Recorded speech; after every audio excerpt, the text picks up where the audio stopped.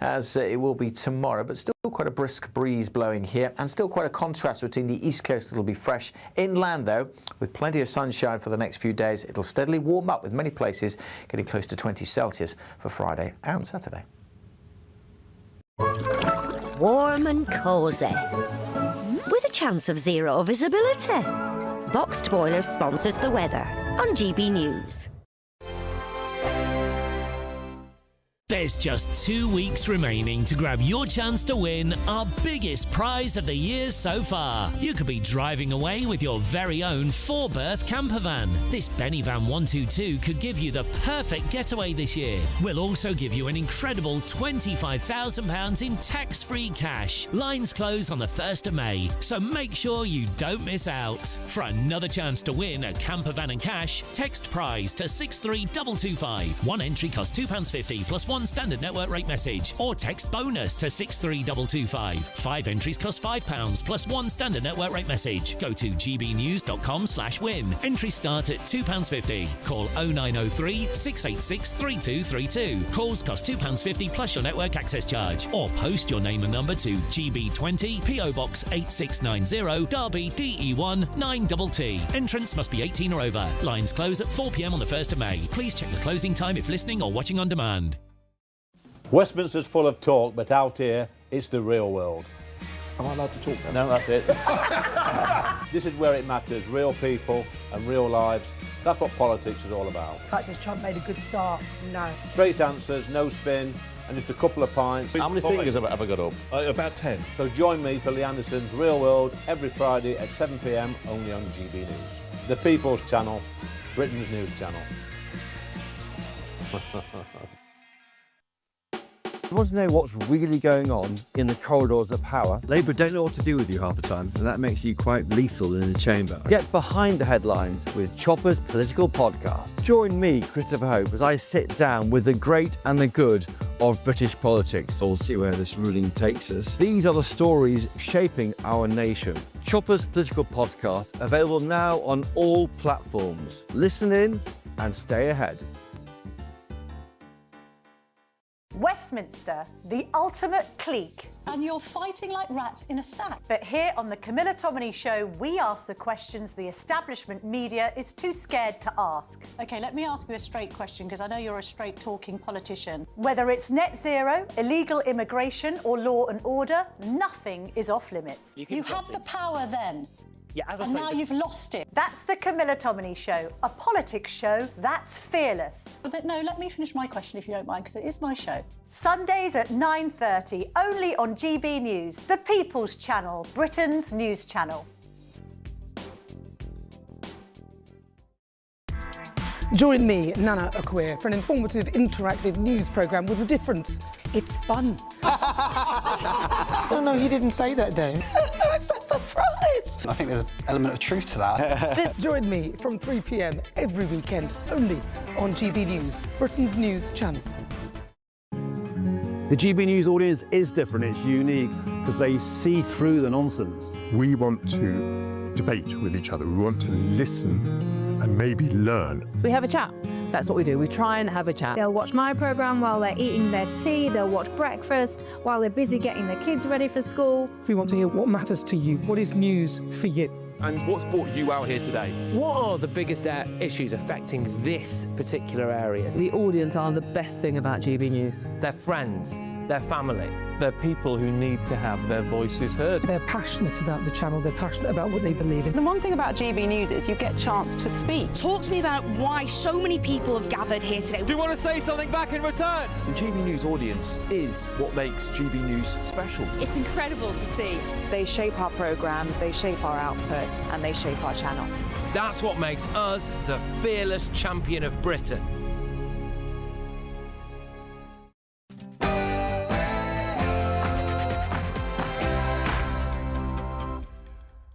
It's 9 p.m. I'm Patrick Christys. Tonight, just to prove it with terms stronger than that. Does that accord with your impression? Just approve it. Keir Starmer eviscerated by the civil servant he sacked. There were several discussions initiated by Number 10 with me about potentially finding a head of mission opportunity for Matthew Doyle, who was then the Prime Minister's Director of Communications. And now there's another scandal involving a paedophile's friend. Not believe, however, that the sorry souls opposite us should have to put their money where their mouth is, and that there should be a vote of no confidence in this Prime Minister in due course. How long before Labour MPs pull the trigger and have a vote of no confidence in Starmer? Also tonight, a jihadi who wanted to blow us up has been granted the right to stay in Britain on human rights grounds. Plus, God bless you, darling Mama. You remain forever in our hearts and prayers. well, is the statue of our dear late Queen good enough? And meet the man who has won compensation after being arrested for a blog post. On my panel tonight, we have got Tory MP Esther McVeigh, GB News contributor Will Kingston and political commentator Kai Wilshaw. Oh, and find out what happens next here. So I can't believe what I'm reading here. It seems to be an organised mass consumption of illegal cannabis. And what's going on here?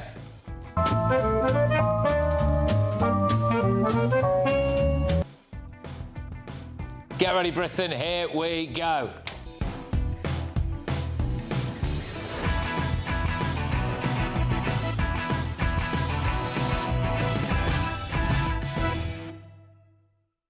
Another day, another massive scandal. Next.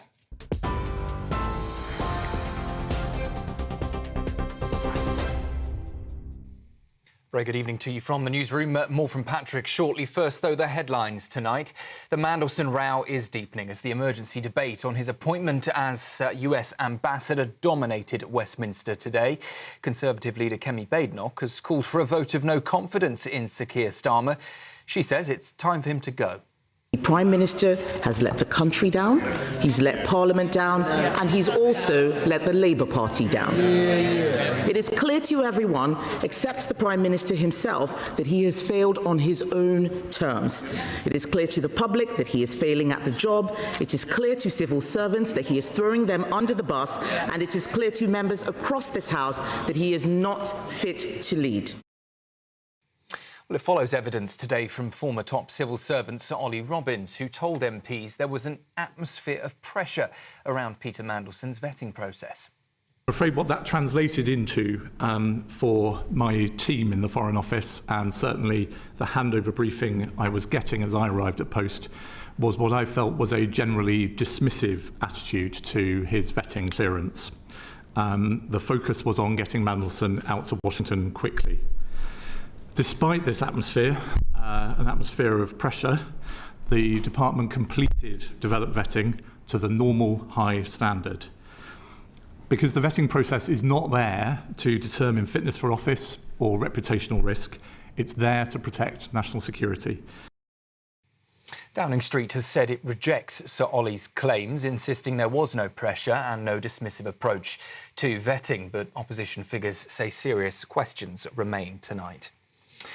Sir Keir Starmer has also said today there will be an unrelenting fight against anti-Semitism, warning those responsible will face the full force of the law. His comments come after further arrests over a series of suspected arson attacks targeting Jewish sites in London. Police say synagogues, community buildings and Jewish ambulances have all been targeted, with more than 20 people now arrested. Counter-terror officers are also investigating whether individuals may have been paid to carry out the attacks. Iran has said it could attend fresh talks with the United States in Pakistan, but only if Washington abandons what it calls pressure and threats. Tehran has rejected any negotiations aimed at surrender and accused the United States of creating new obstacles instead of resolving the war. The comments come as the ceasefire deadline approaches tomorrow, with Donald Trump warning it is unlikely to be extended. He says the US, though, is ready to resume military action, but insists the deal is still within reach. And King Charles has paid a personal tribute to Queen Elizabeth II on what would have been her 100th birthday today. In a recorded message, he reflected on her lifetime of service and said she would be deeply troubled by the state of the world today. Not the marking of a milestone felt by absence, but the celebration of a life well lived and a legacy of hope as we strive together towards a better, happier tomorrow. One rooted in peace, justice, prosperity, and security. God bless you, darling Mama. You remain forever in our hearts and prayers. That is the news on GB News. More at 10 o'clock. Now, though, let's get straight back to Patrick.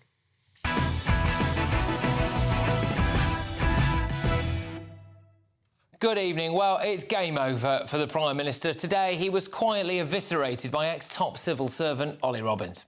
I'm afraid what that translated into for my team in the Foreign Office, and certainly the handover briefing I was getting as I arrived at post, was what I felt was a generally dismissive attitude to his vetting clearance. I think throughout January, honestly, my office, the Foreign Secretary's office, were under constant pressure. There was an atmosphere of constant chasing. He revealed that Downing Street put him under constant pressure to just approve Mandelson. Morgan McSweeney, the Chief of Staff, rang Sir Philip and said, in terms stronger than those that I can use before the watershed. I think you should. Well, I'll just say that it was just to prove it with terms stronger than that. Does that accord with your impression? Just prove it. Does it accord with your impression when you took over from Sir Philip? Just effing approve it, he was told. In fact, he wasn't even sure Downing Street actually wanted Mandelson to be vetted at all. Despite this atmosphere, an atmosphere of pressure, the department completed developed vetting to the normal high standard. And a position taken from the Cabinet Office was that there was no need to vet Mandelson. He was a member of the House of Lords, he was a Privy Councillor. The risks that attending his appointment were well known and had been made clear to the Prime Minister before appointment. Now, in the end, the FCDO insisted and put its foot down. I understand my predecessor had to be very firm in person. But that was a live debate at the point of announcement. Yeah, it's ridiculous, isn't it? And this is the most damning bit for Keir Starmer. How many times have we heard this? I regret making the decision to have appointed him in the first place. Had I known at the time what I know now, or knew in September, I'd have never done it. I regret appointing him. If I knew then what I know now, he would never have been anywhere near government. Well, Ollie Robbins just doesn't seem to think that's true. Despite this atmosphere, an atmosphere of pressure, the department completed developed vetting to the normal high standard. And a position taken from the Cabinet Office was that there was no need to vet Mandelson. He was a member of the House of Lords, he was a Privy Councillor. The risks that attending his appointment were well known and had been made clear to the Prime Minister before appointment. Yeah, I mean, he went on to say that basically, as far as he was concerned, the Prime Minister already knew a load of stuff about Mandelson and was very keen on appointing him anyway. And like we already knew, the reason they announced Mandelson early was just to heap pressure on the civil service to get that vetting approved. I walked into post as Permanent Under-Secretary on the 20th of January last year. I wasn't walking into a vacuum. Due diligence report had been undertaken into Mandelson by the Cabinet Office, assessing the reputational risks and his fitness for office.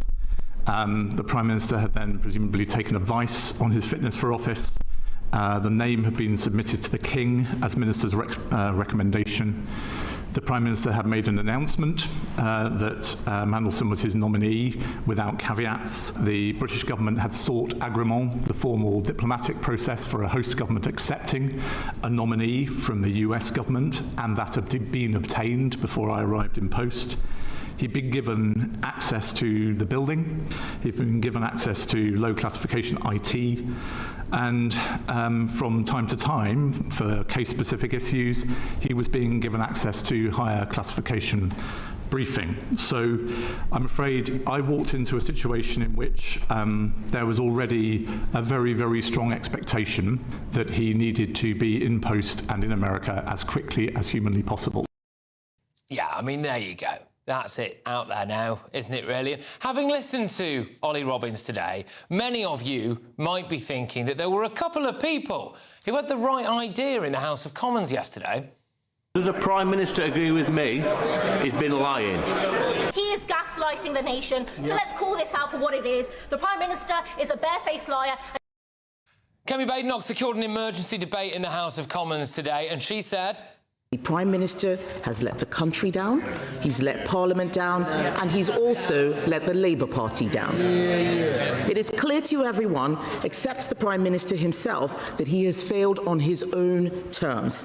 It is clear to the public that he is failing at the job, it is clear to civil servants that he is throwing them under the bus, and it is clear to members across this House that he is not fit to lead.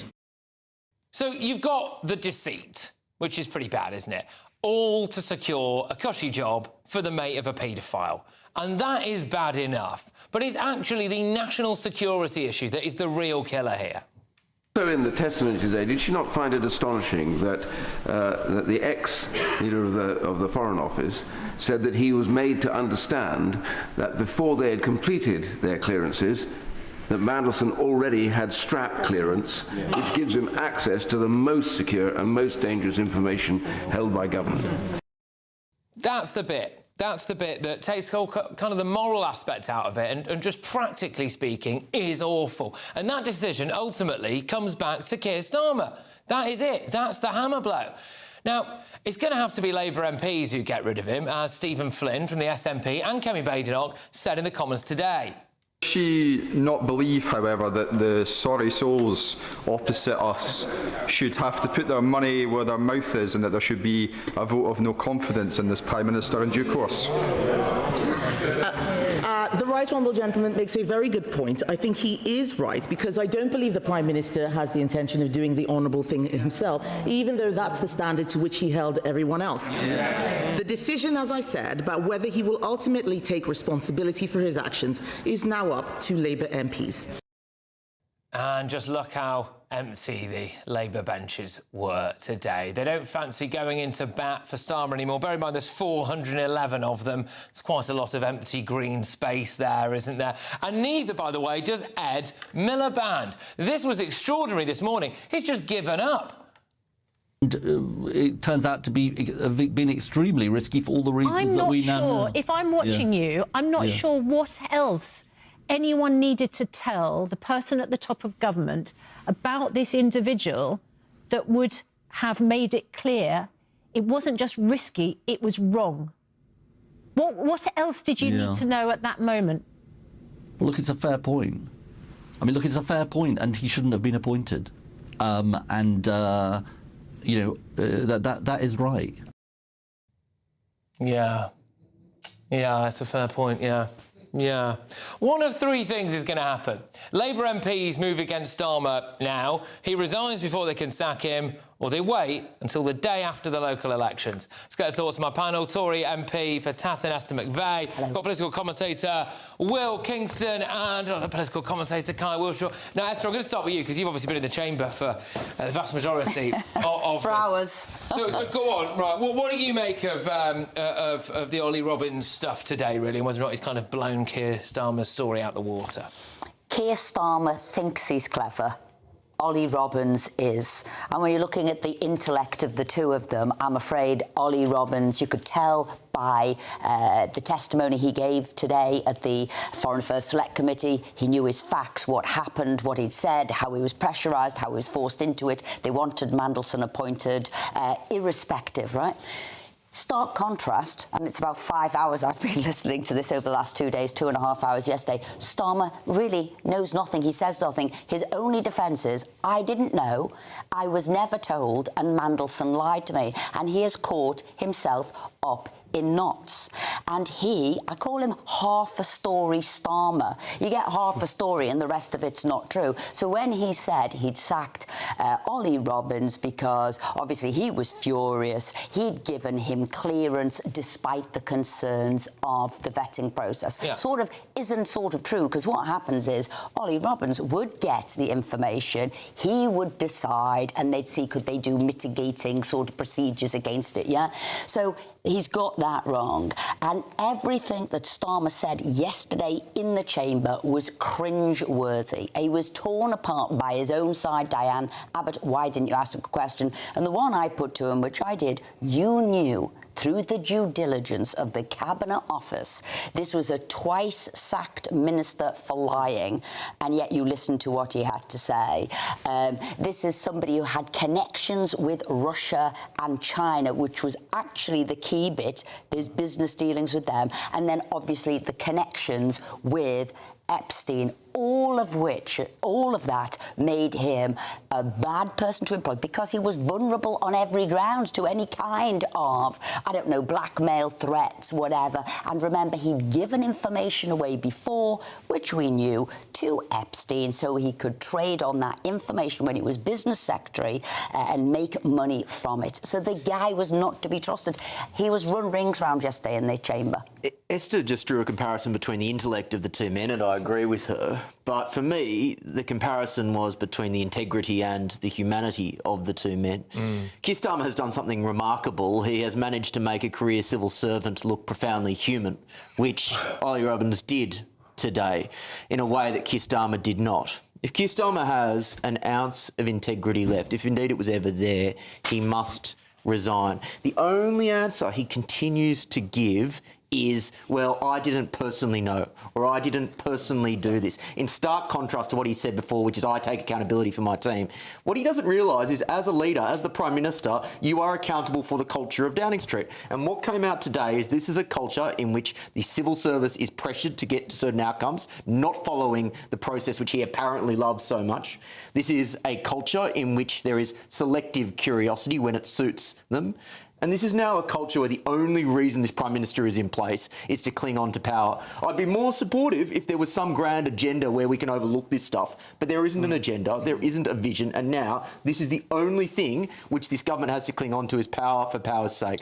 In the name of God, man, go. Well, in the next hour, by the way, because there's loads more clips from today in the House of Commons and all of this stuff, and Keir Starmer's catastrophic defences, the amount of times he said he doesn't know about something, he wasn't aware of something, nobody told him about something. I mean, it's comical, actually, if he wasn't obviously in charge of the country. But, Kai, what do you make of what we heard today in terms of Ollie Robbins' story versus Keir Starmer's version of events, and whether or not you think Labour MPs are going to say, right, OK, vote of no confidence? Yeah, look, Ollie Robbins, as you'd expect, made a great account of himself and has pushed back at what he sees as completely unjust from the government. And actually, I do think that, you know, we're all guilty of this, and we were doing this last week, of letting the story get ahead of us trying to establish the facts. And I think that one of the worst misjudgments in this week has been to let a news agenda dictate Ollie Robbins is staying or going at the Foreign Office, frankly. I think that's not right. I think that's not right. But it was sort of all to blame, frankly. No, we're not. We didn't sack him. We are, because of the bloodlust that there is to try and depose a Prime Minister before we understand who knew what when. He hadn't... I understand that, and that was a bad... that's his mistake. But the reasons why he did that was because it seemed like that there had to be a scalp. Yeah. No, I don't agree with that decision. So what everybody had come to the conclusion of listening to this was, unfortunately, Starmer had gone in and said, this is the man I want. Deliver him to the permanent secretary before and this one. So there is an element of, he said, I don't want to hear, don't come to me, tell me anything. I don't want to hear, I just want him delivered. So there's a bit of truth in what Starmer said, because he didn't want to hear, despite all the warnings he had. So the only person who has misled people, lied on various occasions, is Starmer. And the person who sacked Ollie Robbins incorrectly was Starmer, and this is why it's all unravelling. And that's why I say Ollie Robbins deployed lots of different things, explaining what had happened, explaining why the facts were wrong. And the killer was when he dropped poison into the Cabinet Office by saying, oh, you want another appointment, but whatever you do, you told me not to tell your Foreign Secretary. That will be explosive within the Cabinet, because the Cabinet will decide who brings Starmer down. It will no doubt be them. So he is well ahead of the game, and he proved and pointed out all of Starmer's lies. But what's really going on here? Because Ollie Robbins, you know, he was a very sympathetic character in the Select Committee hearing, But he was the chief Brexit negotiator for 2 years. This is a man who knows how to withstand pressure. He did make a risk judgment. He says as much himself. Now, in hindsight, I think many people would look at that judgment and say, I think that other people should have weighed in on that judgment, or the Prime Minister's office, given the amount... Is it not about the deceit of Starmer, though? This is the point. What deceit? So yesterday, in the House of Commons, Keir Starmer stood up. He openly said, if he'd have known what he knew about Mandelson at the time, he wouldn't have appointed him. Now, Ollie Robbins has basically come out and said, well, actually, Keir Starmer was pretty well versed on all of that. He also said he also said there was no real massive pressure. They weren't putting pressure. It wasn't a case. It was not a case of them saying, we've picked our man and we want him. Today, the quote, just effing approve him. Yeah. Just effing approve him. The pressure on it. I've got to give you this. This was the class question yesterday. Well, you knew everything because it was in the newspapers. Friend of Epstein, Russia-China connection, sacked twice, Prince of Darkness. Everybody knew his life. They said, so what was Mandel's qualities for the job? And he couldn't answer. What was his qualities? Why he gave him the job? Let's not muddy the waters too much, because there are things we all know now that weren't known at the time of the appointment, namely all of the revelations in the Epstein files.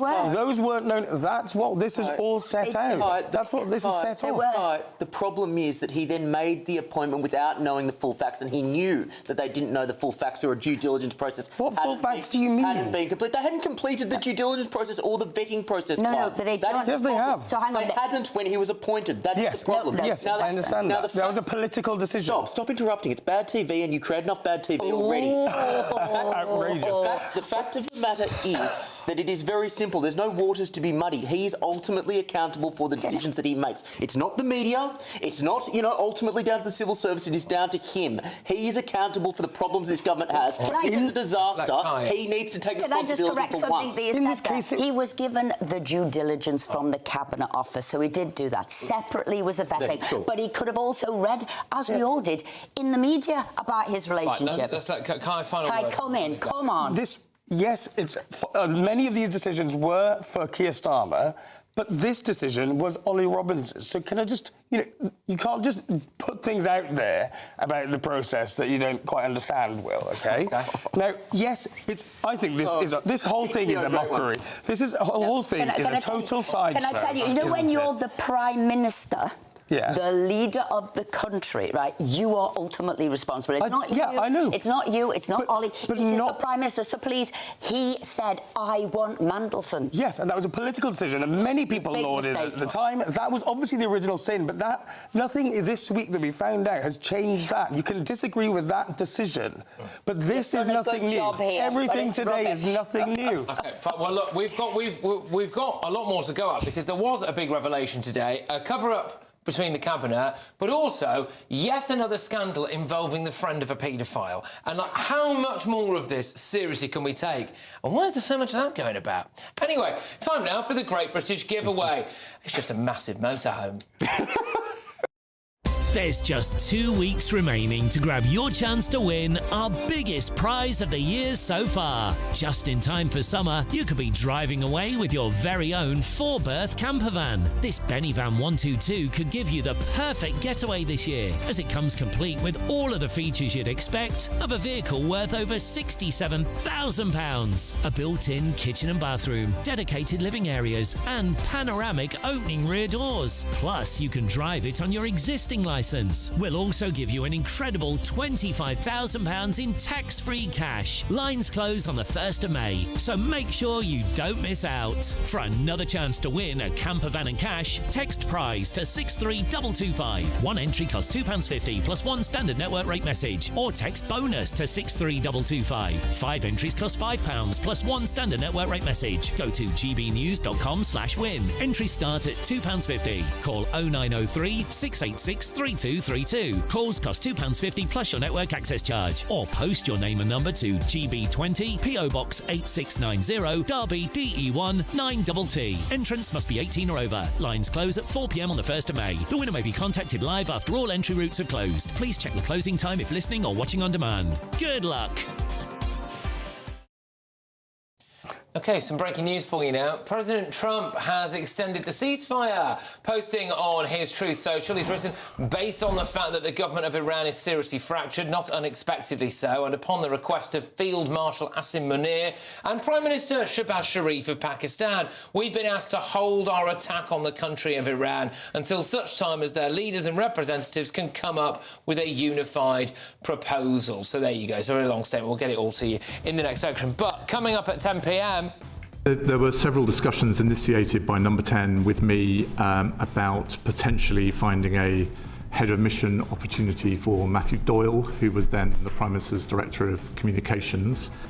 Well, there you go. That's the other big bombshell. There is another scandal involving a paedophile's friend. So, good grief. How much longer can we actually have this before we get cabinet resignations? But before that, the Home Secretary, Shabana Mahmood, well, she was telling white liberals who hate her tough migration reforms to F off. There's a lot of effing going on tonight, isn't there? That's next.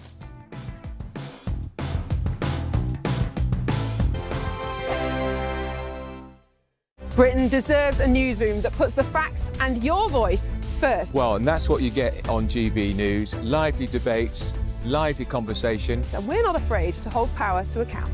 And each other. So join me, Andrew Pearce. And me, Miriam Gates, for Britain's Newsroom, weekdays from 9:30 on GB News. Westminster's full of talk, but out here, it's the real world. Am I allowed to talk now? No, that's it. This is where it matters, real people and real lives. That's what politics is all about. In fact, has Trump made a good start? No. Straight answers, no spin, and just a couple of pints. How many fingers have I got up? About 10. So join me for Lee Anderson's Real World every Friday at 7 p.m. only on GB News. The People's Channel, Britain's news channel. You want to know what's really going on in the corridors of power? Labour don't know what to do with you half the time, and that makes you quite lethal in the chamber. Get behind the headlines with Chopper's Political Podcast. Join me, Christopher Hope, as I sit down with the great and the good of British politics. We'll see where this ruling takes us. These are the stories shaping our nation. Chopper's Political Podcast, available now on all platforms. Listen in and stay ahead. Do you trust what you're being told? Good, because neither do I. Those are just facts. I'm Alex Armstrong, and on my show, we'll expose the spin. Well, I want to answer that, because you didn't let me last time, because you always speak over me. The broken promises. To deny that is denying the truth. And the hypocrisy. Needs to stop. You think we can allow? Politics, policy, parliament. Nothing is off limits. No sugarcoating, no fear of offence, just the truth laid bare. Tune in every Saturday and Sunday at 9 p.m. for Alex Armstrong Tonight, only on GB News, Britain's news channel. As soon as it hits 11 and the headlines come in, Late Edition brings you the breaking news from all the front pages. because the news is going to happen. So get a head start today. Patrick Christys Tonight, Late Edition. Alex Armstrong Tonight, Late Edition. From 11 o'clock every night. Only on GB News, the People's Channel, Britain's news channel. At GB News, we love to hear from you, our loyal community. So drop us a line at gbnews.com/your say. There you can talk to each other and also to the presenters live on air. gbnews.com/your say, because GB News is your channel, Britain's news channel. Breaking news, live updates, stories that matter. From the heart of the GB newsroom to every corner of Britain, with our team of dedicated journalists across the UK. GB News bulletins are there to deliver the latest news that matters to you. Bulletins on GB News, the People's Channel, Britain's news channel.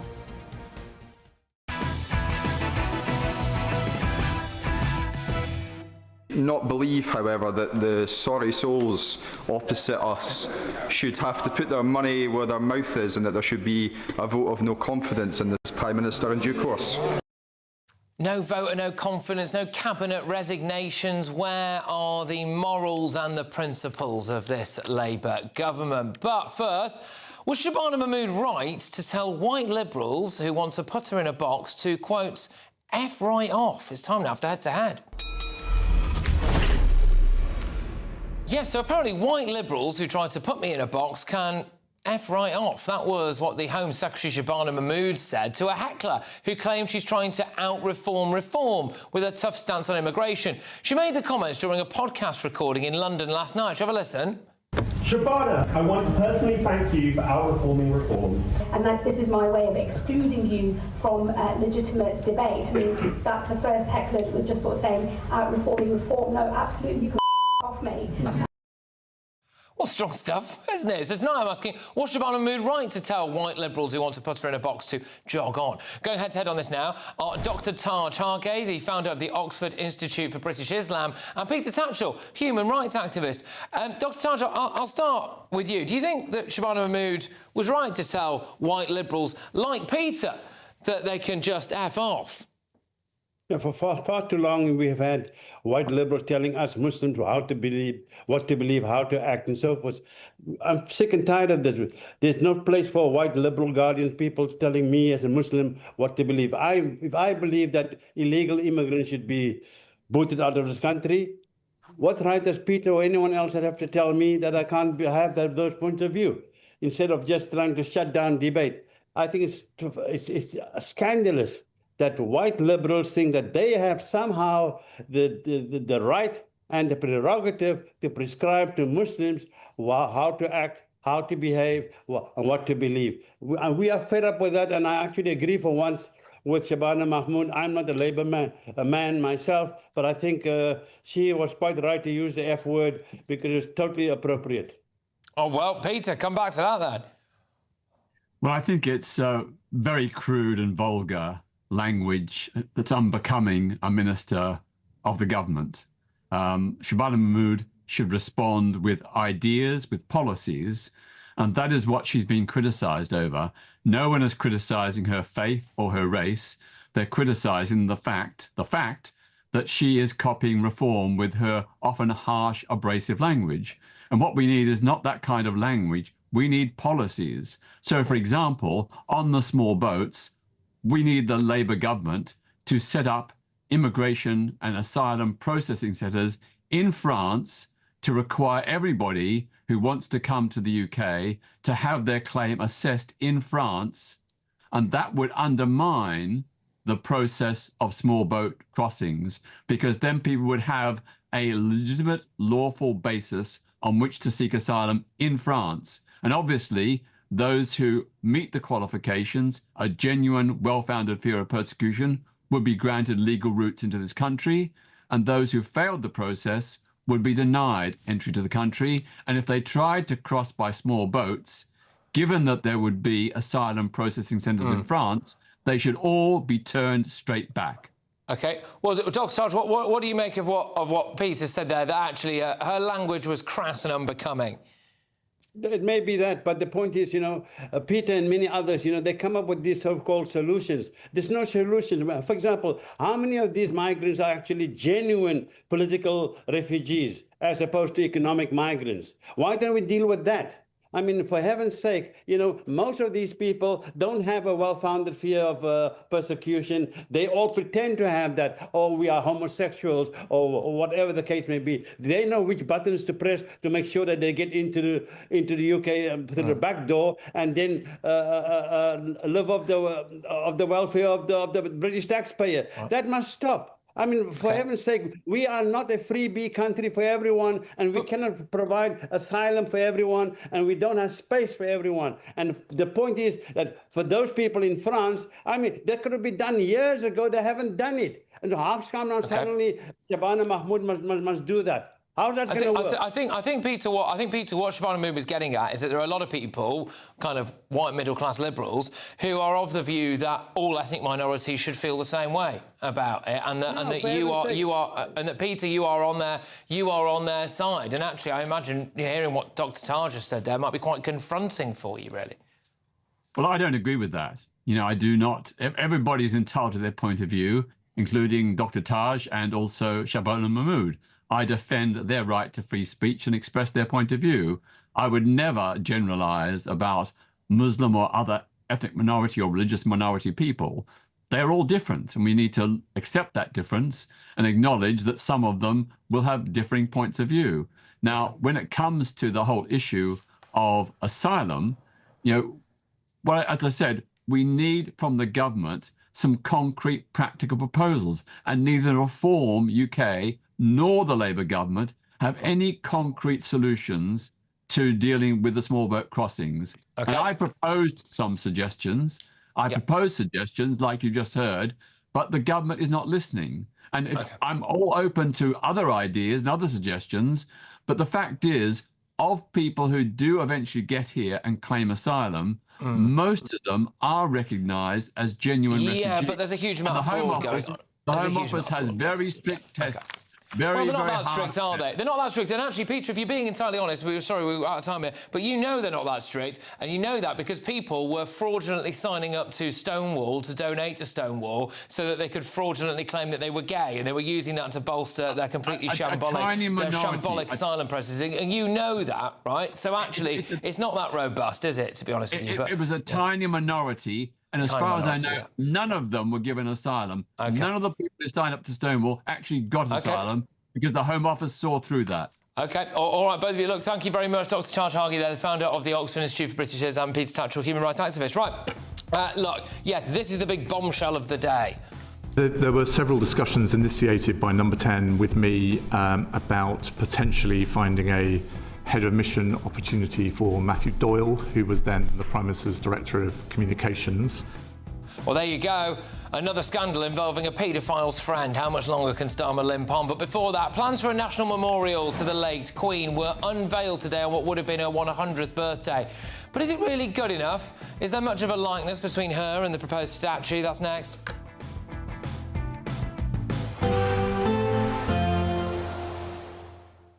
Be nice to escape the grey. Clear skies, here we come. As clear as our travel insurance. All Clear Travel Insurance sponsors GBNews Travel Destinations Forecast. Looking ahead across the southern parts of Europe through tomorrow, and for many it is going to be fine with a decent amount of sunshine, particularly across Spain and Portugal. There's some rain not too far away from Madeira and a few showers pushing towards the Canary Islands, but there should be some sunny breaks here as well. Further east across the Mediterranean, a mixed pattern here. Showery bursts of rain affecting some parts of Italy and across Greece. Here they could be a bit heavy, but there's drier, sunnier weather for many through the end of the week. Bye-bye. All Clear Travel Insurance sponsors GBNews Travel Destinations Forecast. Yes, it's time for your latest weather update from the Met Office here on GB News. A very good evening to you. The next few days, pretty similar to today. Most places dry with some sunshine, but for some, pretty chilly and gusty wind. We'll get a bit warmer as we head towards the weekend. The big picture shows high pressure to the north, low pressure to the south, both kind of squeezing together, which is generating some gusty winds, particularly in southwest England and South Wales. A blustery night to come here. A brisk wind also along the east coast, bringing a chill through the day today, and that'll still be there tomorrow. But that breeze actually helping to stop temperatures falling too far tonight. Could see some pockets of frost in western Scotland with some clearer skies. In northeastern Scotland, the low cloud mist is spreading back in through the night. So perhaps a grey start here. Still pretty blustery and gusty across the south. The winds, though, fairly light further north. That cloud might just be thick enough for the odd little bit of drizzle here and there, but should be a gloriously sunny, if slightly chilly start in western Scotland. Sunny start too for Northern Ireland and for most of England and Wales, but it is going to be fresh. Temperatures only in single figures. When you add that wind on, particularly on that North Sea coast, it's going to feel chilly in the morning. Feeling cold in the gusty winds in the southwest of England and South Wales, which last all day. Blustery conditions here, clouding over a little bit in the far southwest. Small chance of even seeing a shower, particularly in the Isles of Scilly. But most places just dry and sunny. The Har tending to burn back to the coast across northeast Scotland. But it will be cool on that coast, single digits, feeling chilly in the winds. But inland with lighter winds, a bit warmer than today, 17, 18, maybe 19 degrees. Again, cold start to Thursday. Still quite windy in the south, not quite as windy as it will be tomorrow, but still quite a brisk breeze blowing here, and still quite a contrast between the east coast that'll be fresh. Inland, though, with plenty of sunshine for the next few days, it'll steadily warm up with many places getting close to 20 Celsius for Friday and Saturday. Britain deserves a newsroom that puts the facts and your voice first. Well, and that's what you get on GB News. Lively debates, lively conversation. And we're not afraid to hold power to account. And each other. So join me, Andrew Pearce. And me, Miriam Cates, for Britain's Newsroom, weekdays from 9:30 on GB News. Breaking news, live updates, stories that matter. From the heart of the GB newsroom to every corner of Britain, with our team of dedicated journalists across the UK. GB News bulletins are there to deliver the latest news that matters to you. Bulletins on GB News, the People's Channel, Britain's news channel. As soon as it hits 11 and the headlines come in, The Late Edition brings you the breaking news from all the front pages. because the news is going to happen. So get a head start today. Patrick Christys tonight, Late Edition. Alex Armstrong tonight, Late Edition. From 11 o'clock every night. Only on GB News, the People's Channel, Britain's news channel.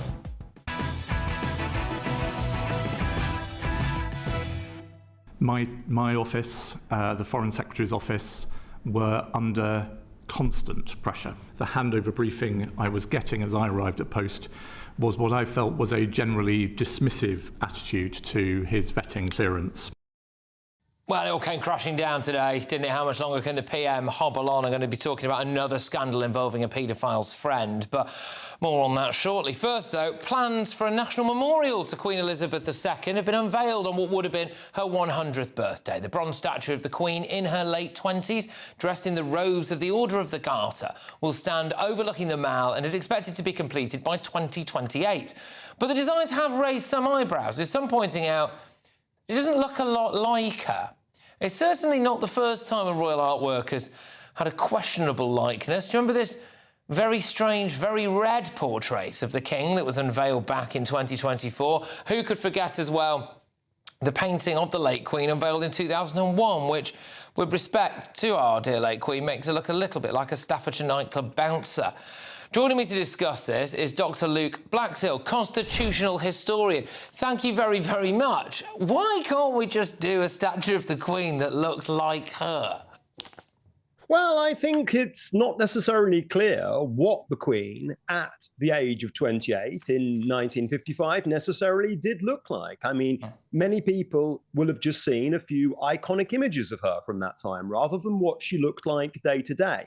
And of course, when we look back into the past and, look at what we expect royals to be, we see symbols rather than we see people. But this particular statue, which is based on a portrait of 1945 by the artist Pietro Annigoni, is a fantastic portrait, but it's all about the eyes on the portrait, and it uses light to really magnify the Queen. And of course, what worked in a portrait has here worked rather catastrophically when it transfers here to a bronze statue, and has left us potentially having a statue of the Queen that no one really recognises, which is a problem. I thought we were getting a statue of her on horseback, which I think we've got a picture of, and I thought that this would be quite nice, actually. I mean, that's lovely, right? That's iconic. That's fantastic. That's the Queen on horseback, but we're not getting that, are we?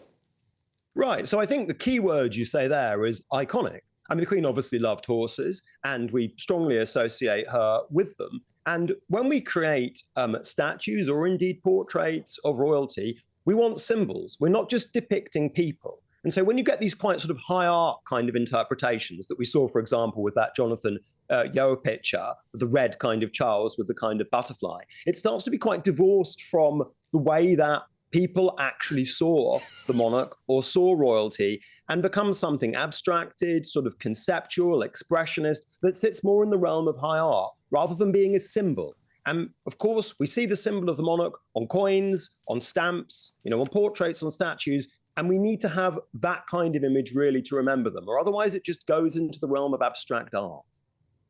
Also, sort of the length of time. Now, it will come as no shock to you to know that I have never created a statue, so 2028 we might be getting this statue. I mean, if there's anything like any other aspect of British infrastructure, we'll be lucky to see it before 2030. So, does it really take this long, do you think, to get a statue of our dear late Queen sorted? Well, I think given that it's based upon an actual portrait, I mean, I have no idea what the logistics are of the creation of statues, whether it's casting them in bronze or, or producing them, in marble. But I do think that there is a kind of a problem there, which is that if you get some sort of mock-ups of a statue like this one, which, don't look particularly nice, are very removed from their subject, they're going to be the subject of continual public criticism during the time they're constructed. And so there's not going to be a moment where they're suddenly unveiled and everyone can say, oh, this gives this kind of impression on me. It's likely to just be mocked, likely to just be derided, and might just go down as something of a white elephant. I really think that they have to get an image of the Queen that looks iconic, that can stand as a symbol of her in 100 years' time. So it can be like the image of, for example, Charles I, like the statues of Victoria, that really, really stand as symbols as well as just depictions of the person. Well, Dr. Luke, thank you very much. An absolute pleasure talking to you. It's Dr. Luke Blackstill there, who is a constitutional historian. So thank you very much for that.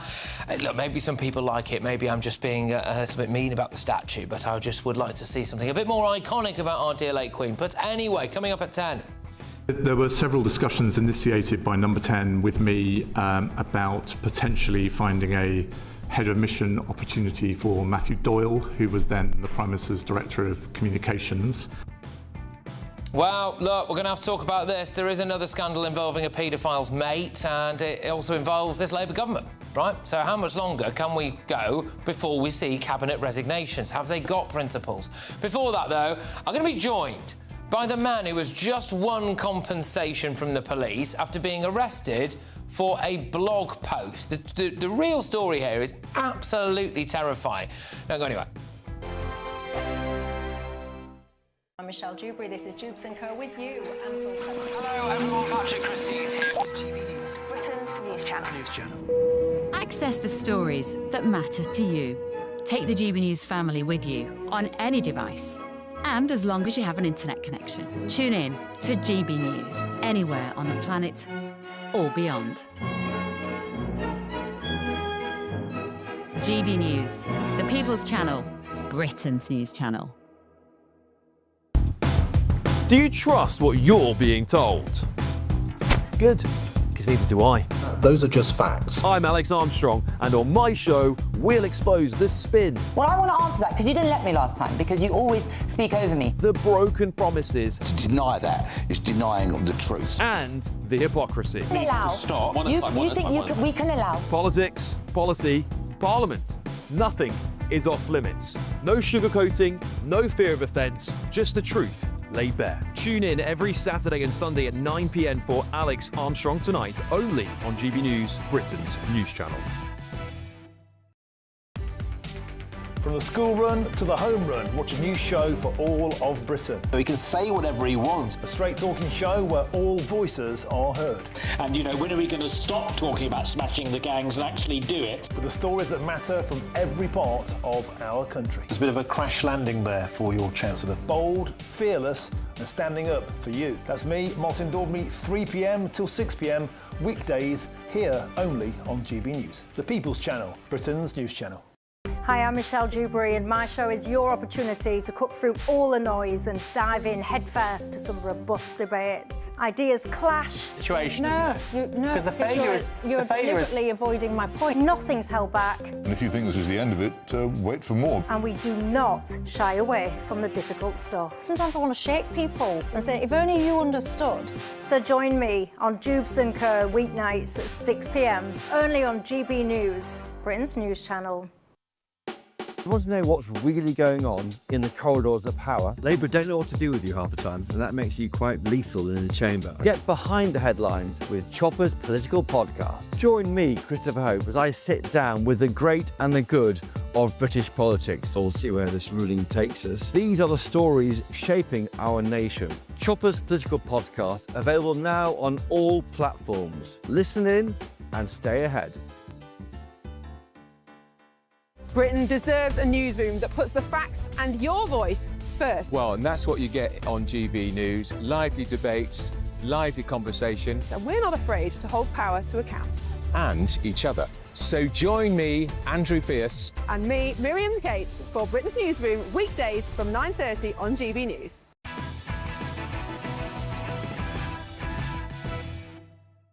Welcome back to Patrick Christys Tonight. So, bizarre story this. Hertfordshire police have been forced into a grovelling apology after arresting a man last year and searching his house over a blog post.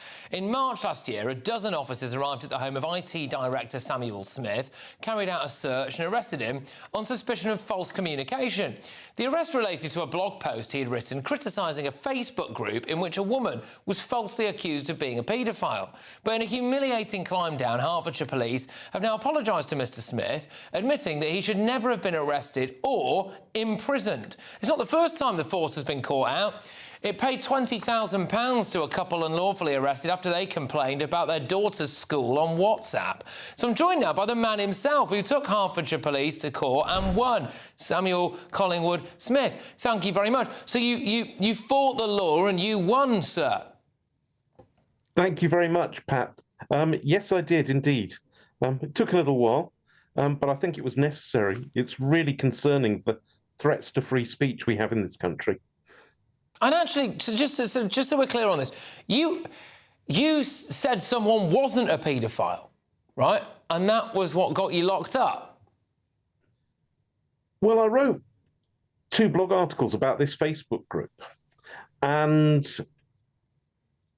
police don't normally have any interest in such things. And after the second one, I mentioned a local police chief inspector. And the police turned up that night, 12 of them, to raid my house because 2 of the people who I criticised from the Facebook group had said there were false communications. And they searched my home, seized my devices, and apparently for this very serious blog post, so if you're being burgled or murdered or subject to some horrible assault, well, your problem is the whole of Hatfield Nick was down my house. And so they took me off to Hatfield Police Station, and then midway they arrested me again in the van. And I wasn't going anywhere because I was in the back of a police van because they said they found stolen posts, which turned out to be some undelivered Conservative Party leaflets. And then they took me to the police station. Bear in mind, this took place at midnight, and it was completely bizarre. And of course, I was very polite to police and cooperative, and I told them all the passwords, and they found nothing illegal. And a couple of days later, I started the process to sue them because I'm legally qualified. So I sent a letter of claim, and by the end of the week, they kind of all panic dropped the case and give me all my stuff back. And I then went through the pre-action process of suing them. And it's useful I went to law school because their behaviour was just bizarre. I went through the internal police complaints procedure, which was ridiculous. And then very helpfully, when I appealed, the local police commissioner just overturned their internal investigation as unreasonable. And then they had to do a second internal investigation because the local police commissioner said their first investigation was unreasonable. And it got overturned again. And then they just said, well, we're not going to do the investigation. At that point, I was sufficiently irritated, and I had already issued High Court proceedings. And then we had a directions hearing in December, 19th of December, and they've been stalling so much that the judge just ordered them in for a directions hearing and set a timetable. And eventually they put in a defence, which I wasn't particularly impressed with. And I applied for summary judgment. And they settled before that was heard. It was due to be heard before a lady judge called a High Court Master this week, in fact. And they settled and agreed to the consent order where they instead decided they'd like to pay me £34,000 and apologise and admit it was a wrongful arrest. Well, there you go. I mean, you're 34 grand better off. Probably, would have still been nice if 12 police officers didn't come around and raid your house. But I suppose at least you can get a couple of nice holidays out of it now, Samuel, if you want to. But look, thank you very, very much for coming on tonight. Well done for fighting the law and winning, and also highlighting what's vitally important, that free speech is under threat in this country, actually. So well done you, Samuel Collingwood Smith there. Right, Hertfordshire Police gave us this statement. They have now settled Mr Smith's civil claim. The force apologises to Mr Smith for the incidents which was subject to the civil claim. The constabulary will review the relevant facts and issues in order to identify learning with a view to any improvement which can be made to training and service delivery. All right, well, look, when we come back, as if Ollie Robbins' testimony couldn't get any worse for the Prime Minister, there is another scandal now involving yet another paedophile's friend. How much longer can he really cling on?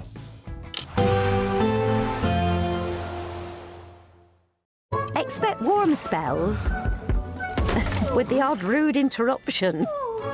Boxed Boilers sponsors the weather on GB News. Yes, it's time for your latest weather update from the Met Office here on GB News. A very good evening to you. The next few days, pretty similar to today. Most places dry with some sunshine, but for some, pretty chilly and gusty wind. We'll get a bit warmer as we head towards the weekend. The big picture shows high pressure to the north, low pressure to the south, both kind of squeezing together, which is generating some gusty winds, particularly in southwest England and South Wales. A blustery night to come here. A brisk wind also along the east coast, bringing a chill through the day today, and that'll still be there tomorrow. But that breeze actually helping to stop temperatures falling too far tonight. Could see some pockets of frost in western Scotland with some clearer skies. In northeastern Scotland, the low cloud mist is spreading back in through the night, so perhaps a grey start here. Still pretty blustery and gusty across the south. The winds, though, fairly light further north. That cloud might just be thick enough for the odd little bit of drizzle here and there, but should be a gloriously sunny, if slightly chilly start in western Scotland. Sunny start too for Northern Ireland and for most of England and Wales, but it is going to be fresh. Temperatures only in single figures. When you add that wind on, particularly on that North Sea coast, it's going to feel chilly in the morning. Feeling cold in the gusty winds in the southwest of England and South Wales, which last all day. Blustery conditions here, clouding over a little bit in the far southwest. Small chance of even seeing a shower, particularly in the Isles of Scilly. But most places just dry and sunny. The heart tending to burn back to the coast across northeast Scotland. But it will be cool on that coast, single digits, feeling chilly in the winds. But inland with lighter winds, a bit warmer than today, 17, 18, maybe 19 degrees. Again, cold start to Thursday. Still quite windy in the south, not quite as windy as it will be tomorrow, but still quite a brisk breeze blowing here, and still quite a contrast between the east coast that'll be fresh. Inland, though, with plenty of sunshine for the next few days, it'll steadily warm up with many places getting close to 20 Celsius for Friday and Saturday. Expect warm spells with the odd rude interruption. Boxed Boilers sponsors the weather on GB News. There's just 2 weeks remaining to grab your chance to win our biggest prize of the year so far. Just in time for summer, you could be driving away with your very own 4-berth camper van. We'll also give you an incredible £25,000 in tax-free cash. Lines close on the 1st of May, so make sure you don't miss out. For another chance to win a camper van and cash, text prize to 63225. One entry costs £2.50 plus one standard network rate message, or text bonus to 63225. 5 entries cost £5 plus one standard network rate message. Go to gbnews.com/win. Entries start at £2.50. Call 0903 686 3232. Calls cost £2.50 plus your network access charge. Or post your name and number to GB20 PO Box 8690 Derby DE1 9TT. Entrance must be 18 or over. Lines close at 4 p.m. on the 1st of May. Please check the closing time if listening or watching on demand. Good luck. Hi, I'm Michelle Dewberry, and my show is your opportunity to cut through all the noise and dive in headfirst to some robust debates. Ideas clash. Situation, isn't it? No, because the failure is you're deliberately avoiding my point. Nothing's held back. And if you think this is the end of it, wait for more. And we do not shy away from the difficult stuff. Sometimes I want to shake people and say, if only you understood. So join me on Jubes & Co. weeknights at 6 p.m. only on GB News, Britain's news channel. Breaking news, live updates, stories that matter. From the heart of the GB newsroom to every corner of Britain, with our team of dedicated journalists across the UK. GB News bulletins are there to deliver the latest news that matters to you. Bulletins on GB News, the People's Channel, Britain's news channel. You want to know what's really going on in the corridors of power? Labour don't know what to do with you half the time, and that makes you quite lethal in the chamber. Get behind the headlines with Chopper's political podcast. Join me, Christopher Hope, as I sit down with the great and the good of British politics. We'll see where this ruling takes us. These are the stories shaping our nation. Chopper's political podcast, available now on all platforms. Listen in and stay ahead. As soon as it hits 11 and the headlines come in, The Late Edition brings you the breaking news from all the front pages. because the news is going to happen. So get a head start today. Patrick Christys tonight, Late Edition. Alex Armstrong tonight, Late Edition. From 11 o'clock every night. Only on GB News, the People's Channel, Britain's news channel. At GB News, we love to hear from you, our loyal community. So drop us a line at gbnews.com/yoursay. There you can talk to each other and also to the presenters live on air. gbnews.com/yoursay, because GB News is your channel, Britain's news channel.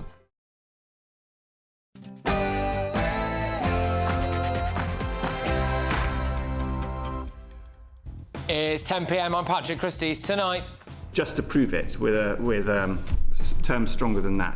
Does that accord with your impression? Just approve it. Keir Starmer eviscerated by the civil servant he sacked. There were several discussions initiated by Number 10 with me about potentially finding a head of mission opportunity for Matthew Doyle, who was then the Prime Minister's Director of Communications. And now there's another scandal involving a paedophile's friend. Not believe, however, that the sorry souls opposite us should have to put their money where their mouth is, and that there should be a vote of no confidence in this Prime Minister in due course.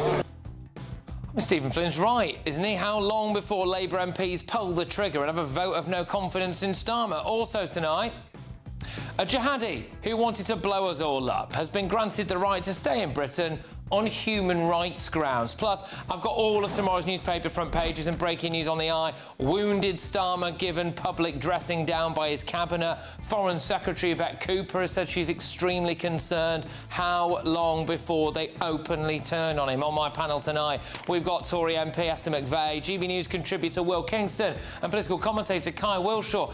And find out what happens next here. So I can't believe what I'm reading here. It seems to be an organised mass consumption of illegal cannabis. Yes, there we go. And what's this all about?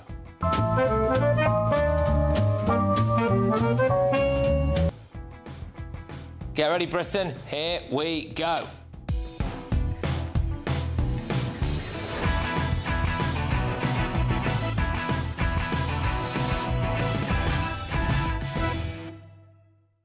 Another Labour Party scandal involving a pedo's mate. Next.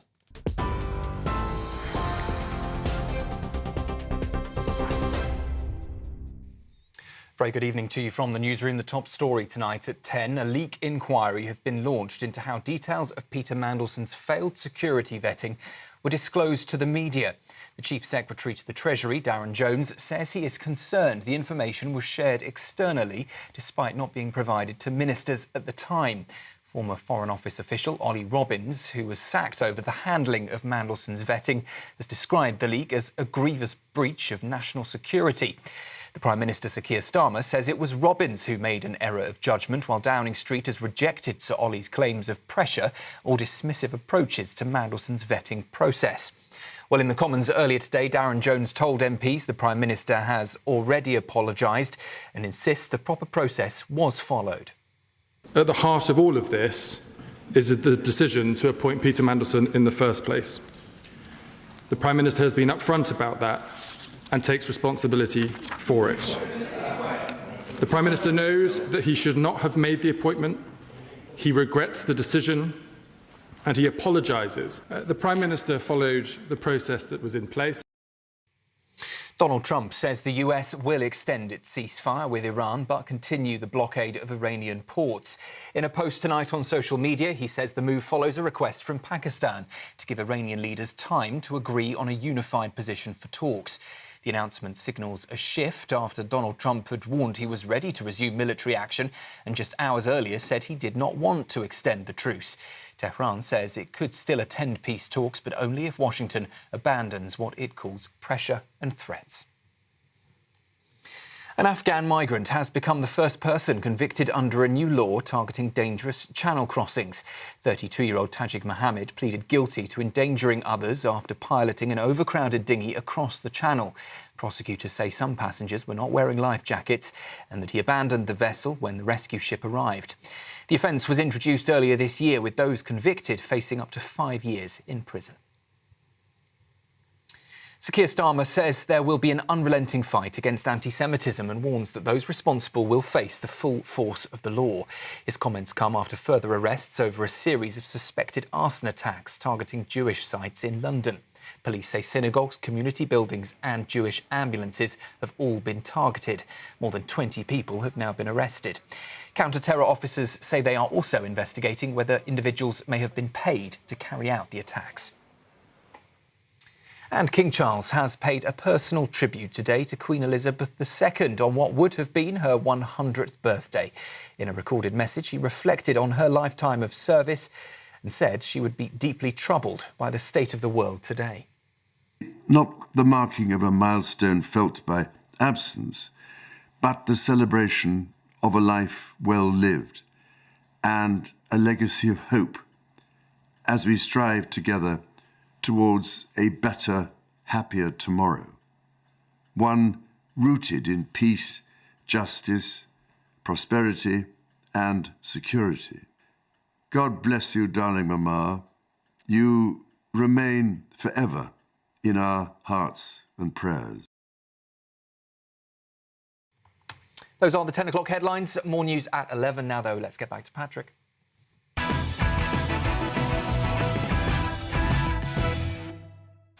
Good evening. Today, there is another scandal involving yet another paedophile's friend within the Labour Party. Yesterday, Keir Starmer was hammered from the right, the left, the Scots, the Lib Dems. Does the Prime Minister agree with me? He's been lying. He is gaslighting the nation, so let's call this out for what it is. The Prime Minister is a barefaced liar. He has sacked his Cabinet Secretary. He has sacked his Director of Communications. He has sacked his Chief of Staff. And he has now sacked the Permanent Secretary of the Foreign Office. All of these people fired for a decision he made. The Prime Minister blames all of this, all of it, on the judgment of others. But I'm interested in his judgment. Does he believe himself to be gullible, incompetent, or both? Today, Keir Starmer was eviscerated by ex-top civil servant Ollie Robbins. My office, the Foreign Secretary's office, were under constant pressure. The handover briefing I was getting as I arrived at post was what I felt was a generally dismissive attitude to his vetting clearance. And then, another devastating bombshell that, frankly, beggars belief. There were several discussions initiated by Number 10 with me about potentially finding a head of mission opportunity for Matthew Doyle, who was then the Prime Minister's Director of Communications. And I was under strict instruction not to discuss that with the then Foreign Secretary, which was uncomfortable. It was, to be honest, hard to find something that I thought might be suitable, but I also felt quite uncomfortable about it, and I kept giving advice that I thought this would be very hard for the office and was hard for me personally to defend. Well, it's another scandal involving the friend of a paedophile. In early 2026, it emerged that Matthew Doyle had campaigned for former Labour councillor Sean Morton in 2017. This occurred after Morton had been charged with possessing and distributing indecent images of children, but before he admitted the offending and was later convicted. Although Keir Starmer nominated Doyle for a life peerage in December 2025, he was suspended from the Labour Party and had the whip removed in the House of Lords in February 2026, once the full details of his support for Morton became public. However, yet again, there are discrepancies in the timeline. Then Chief of Staff Morgan McSweeney was reportedly alerted to concerns about Doyle's links to the paedophile Morton on the 4th of December 2025, 6 days before the peerage was officially announced. And here we are again. Keir Starmer told the House of Commons in February this year that Doyle hadn't been honest during the vetting process. Mr. Speaker, Matthew Doyle did not give a full account of his actions. And on Monday, I promised my party and my country there would be change. And yesterday, I removed the whip from Matthew Doyle. Sound familiar, that excuse? Doyle himself was remarkably part of Peter Mandelson's vetting process, telling the Prime Minister that he was satisfied with the former Labour peer's responses about his relationship with the child sex offender Jeffrey Epstein. So we'll just add this to the incredibly long list of things that Keir Starmer claims he knew nothing about. As I made clear, I didn't know about those comments at the time of welcoming Al-Fatah to this country. Further information came to light. The Justice Secretary resigned. I was not told that he had failed security vetting. In relation to your second question on Labour Together, I didn't know anything about this investigation. Just doesn't know anything about anything, does he? Really? But the real kicker is that Ollie Robbins claims that he was under strict instructions not to tell the Foreign Secretary, who at the time was David Lammy, about the desire to get Matthew Doyle a cushy ambassadorial role somewhere. Now, surely David Lammy is absolutely fuming about this. I mean, there is no way anyone would be able to pull the wool over his eyes. Who acceded to the English throne at the age of 9 on the death of his father, Henry VIII, in 1547? Henry VII. Edward VI. Oh, how did they get anything past him? His successor, the current Foreign Secretary, Yvette Cooper, is reportedly fuming about it, though, on his behalf. And it looks like she has now broken ranks and said it's very concerning. We actually saw Ed Miliband throw the towel in earlier today as well. And it turns out to be been extremely risky for all the reasons that we now know. I'm not sure. If I'm watching you, I'm not sure what else anyone needed to tell the person at the top of government about this individual that would have made it clear it wasn't just risky, it was wrong. What else did you need to know at that moment? Well, look, it's a fair point. I mean, look, it's a fair point, and he shouldn't have been appointed. You know, that is right. He's given up, hasn't he? He's given up. It's been non-stop scandal. Starmer's voice coach lessons during COVID. Starmer letting his son crash at Lord Ali's penthouse for his exams. The Lord Ali freebie scandal. Taylor Swift tickets. Cabinet ministers having to resign for things like corruption allegations in Bangladesh or tax issues. Relentless U-turns. Then we had the Mandelson stuff, and now today we've got another revelation about a Jobs for the Boys situation involving yet another friend of a paedophile. How have we not had any cabinet resignations yet? I mean, what are we going to find out tomorrow? Starmer wanted to make Gary Glitter's mate the education secretary. Hugh Edwards, his best friend, was recommended to be in charge of culture, media and sport. I mean, what we've found out is that Keir Starmer shames Britain and demeans the office of Prime Minister. Let's get the thoughts of my panel this evening. We've got Tory MP for Tatton, Esther McVeigh, political commentator Will Kingston, and also political commentator Kai Wilshaw.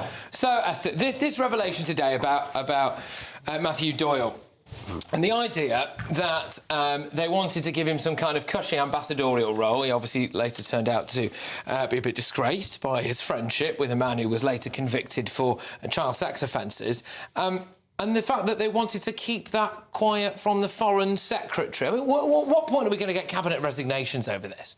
Well, they could be coming sooner than you think. Remember, I said Ollie Robbins was dripping poison there into the cabinet by saying the Prime Minister didn't want this cabinet minister to know something. They'll all be paranoid in a way. Well, what didn't I know about? What, you know, how are we being treated? So I think that was a very clever move from Ollie Robbins in a way, because it would probably be the cabinet who decide to get rid of Keir Starmer. Now, they all might not be the one who puts the head above the parapet, because they're all going for his job, so they'd rather somebody else did that. But can I tell you, there were gasps in the chamber and gasps in the select committee when Ollie Robbins said, oh, and there was another friend of Starmer's, he was pushing for a job, because people said jobs for the boys, jobs for my mates, cronyism.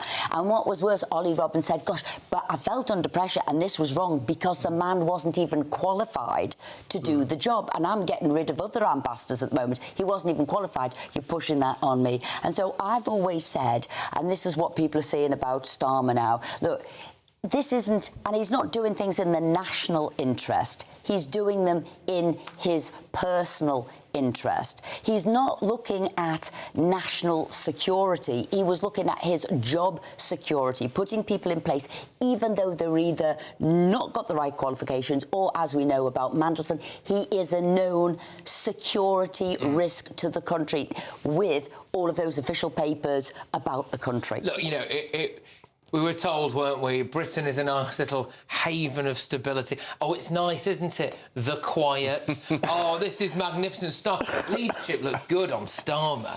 And then it turns out, actually, it's been non-stop sleaze, scandal, sordid little details, freebies, U-turns, chaos, all of this stuff. I mean, it's what Angela Rayner might have called a banana republic scum. Yeah, well done. I noted, by the way, that Otto English has deleted that tweet as well. He has, yeah, which is very interesting. You're right. It is the problem with this, though, is unlike Boris, who delivered a bit of chaos with a knowing wink, and he was a bit of a bounder, like in the great tradition of British bounders. You could actually laugh at the chaos a bit. It was the moral superiority that Starmer said he would bring to government, which makes this all the more unpalatable and all the more unpleasant to watch as it just unfolds. Like, I didn't think I would have to go on TV and ask, at what point does pedophile adjacency become a bit of a trend in government? Is it 2? Do we have to wait for one more to come out? The fact we're asking this is extraordinary. You've got to ask why. Like, why is this seemingly, if not acceptable to turn a blind eye? Is it the jobs for the boys culture? Is it the fact that the cupboard is so bare that they need to look in this direction?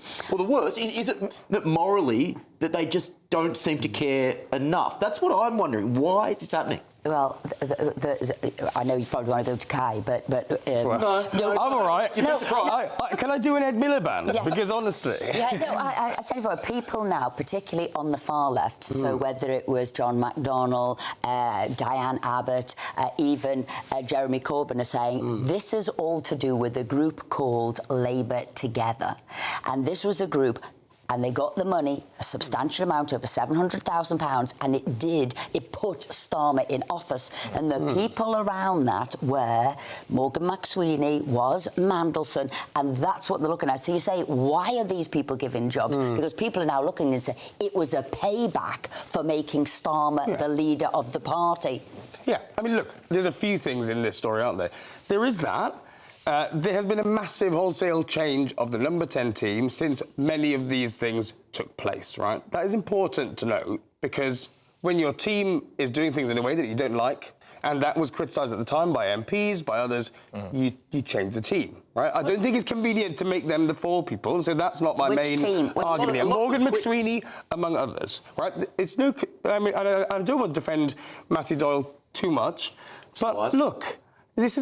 But they were looking for a role for Matthew Doyle back in March 2025 when he was serving as Director of Comms, way before any of this had come out. And at worst, what he's done is a very poor judgment about a close friend. My question that I've always wondered about this story is, if you had a friend who was charged of a crime but not convicted, who hand on heart, and you believed them, said, I have no way done that. I wouldn't go. Would you stay friends with them? Fine, and that's where the misjudgment is. That's where the misjudgment is. Like, maybe sending a couple of private messages. I agree. How are you? Are you okay? Yeah. Are you dealing with this all right? And then literally going campaigning to try and getting them elected. Yes, but can I take it one further? Then we're expected to judge Keir Starmer on that basis for a misjudgment 10 years ago by Matthew Doyle that I think we can all to some degree relate to. And I get what you're saying there. If you had a very good friend who said to me, I've been charged with something I'm not, and I get that. I think it's the pattern that is forming for Starmer. And, something else when you say, oh, Starmer didn't know about Mandelson. Did you know Trump called up Starmer and said, the woman who's there before, Karen Pierce is excellent. And he said, and she has zero risk. You should keep her. And even then, Starmer said, no, I want my good friend with friendship of Jeffrey Epstein, and I want him in there instead. It's the pattern that forms with Starmer. If you were the friend of a friend of a friend of a friend of a friend of a pedophile 10 years ago, that would be enough to end a political career. It was that rightfully toxic. What I want to know, and what I've been asking, is what has happened now whereby, it's just a bit of an error of judgment. Like, the standards have dropped so much now that, as Patrick just said, Number 10 had note or had word that there was this relationship. They went along with the peerage anyway. No, but they seemed to accept. They didn't know the extent of it, is the line from number 10. But this is and can I tell you why I believe it? Can I tell you why I believe it? And this isn't a great, robust defence of Keir Starmer. It's actually the opposite. All we know about Starmer is that he is very much in his ivory tower, and that the way he acts as Prime Minister is he takes things away, he works away in his office, he reads a lot, and he doesn't try to deal with the daily, the daily goings-on of number 10. Now, that may be his downfall, OK? But I do believe that he's just not interested or over some of the details of internal HR stuff in number 10. If you have a football manager, and they're losing and they're in the relegation zone and it's bad, and he comes out and goes, well, my striker's not scoring, I don't know where my defender is, actually, my goalkeeper, not seen him for a week, don't know how he's getting on, and I wasn't aware, actually, that half of the team were constantly going out and drinking beer and eating kebabs every single night, especially before a big derby game, which we lost 5-0. But now I hear they've let me down. I'm absolutely furious. I'm absolutely furious. The manager gets sacked. The manager is the one who gets sacked. And I just put this to you, how much longer can we see where before? How much more are Labour MPs and Labour cabinet ministers, people who are such paradigms of moral virtue, how much longer can they go? And what keeps coming out now, question after question in the House of Commons, is Keir Starmer has very poor judgment. So it's the patterns that are forming, and it's the judgment. You were warned about this, you were warned about this. You were supposedly the forensic lawyer who was coming in to ask all these questions. You would be the person who would be inquisitive, and he's got a staggering lack of curiosity, right? So people are saying, you've got no judgment. How can you be the leader of a country when you don't have judgment? And that's what his own backbenchers are saying now. The only reason they're not getting rid of him, they think, oh my God, if you think he's bad, who's behind him is even worse. That's the only reason he's still got a job, because Labour MPs don't know who to swap him for. But his judgment is not one of somebody who would want as our Prime Minister. But equally, I think that was baked in, that has been baked in for a few months. And so, to answer the question of when, they're waiting for the right moment for him to own what looks to be some, difficult times ahead for the Labour Party, and come mid-May, say, from sort of plucking that out of thin air, I'd imagine they'd be ready to move. But nothing this week has... this is the thing. I don't think that the fundamentals of his poor judgment have been made to seem worse by any of this this week. What I'm enjoying really about this is that Keir Starmer's entire professional life, he was being told what an absolute genius he is. And actually what we're seeing is that he just fell into a very certain sect of international human rights law that are viewed as these towering geniuses. And when you see them operating in practical day-to-day reality, they're totally detached from reality. They don't have any kind of instinct whatsoever, and they're nowhere near as smart as everyone thinks they are. So hopefully that can put to bed a lot of the people alike with Keir Starmer in the years ahead. But anyway, speaking this evening, Matthew Doyle has said that he never asked for a job in the Foreign Office. I've never sought any head of mission ambassador posting. I was never aware of anyone speaking to the FCDO about such a role for me. My desire after leaving number 10 was to stay in UK politics. He also said, I want to apologise for my past association with Sean Morton. His offences were vile, and I completely condemn the actions for which he was rightly convicted. At the time, he was maintaining his innocence, but I regret supporting him. My thoughts are with the victims and all those impacted by these crimes. Just one quick point. People keep saying, why haven't they lost their peerages yet? Supposedly Mandelson and Lord Doyle were meant to have lost them, and they haven't. That's another bad judgment. That should have been done for what they've done. OK, all right. Well, we'll watch the space when it comes to that. I've got just an absolute corker of a story for you. But before that, of course, I need to tell you about the Great British Giveaway. Here it is. There's just 2 weeks remaining to grab your chance to win our biggest prize of the year so far. Just in time for summer, you could be driving away with your very own 4-berth camper van. This Benny Van 122 could give you the perfect getaway this year, as it comes complete with all of the features you'd expect of a vehicle worth over £67,000. A built-in kitchen and bathroom, dedicated living areas, and panoramic opening rear doors. Plus, you can drive it on your existing licence licence. We'll also give you an incredible £25,000 in tax-free cash. Lines close on the 1st of May, so make sure you don't miss out. For another chance to win a camper van and cash, text prize to 63225. One entry costs £2.50 plus one standard network rate message, or text bonus to 63225. 5 entries cost £5 plus one standard network rate message. Go to gbnews.com/win. Entries start at £2.50. Call 0903 686 3232. Calls cost £2.50 plus your network access charge. Or post your name and number to GB20 PO Box 8690 Derby DE1 9TT. Entrance must be 18 or over. Lines close at 4 p.m. on the 1st of May. The winner may be contacted live after all entry routes are closed. Please check the closing time if listening or watching on demand. Good luck.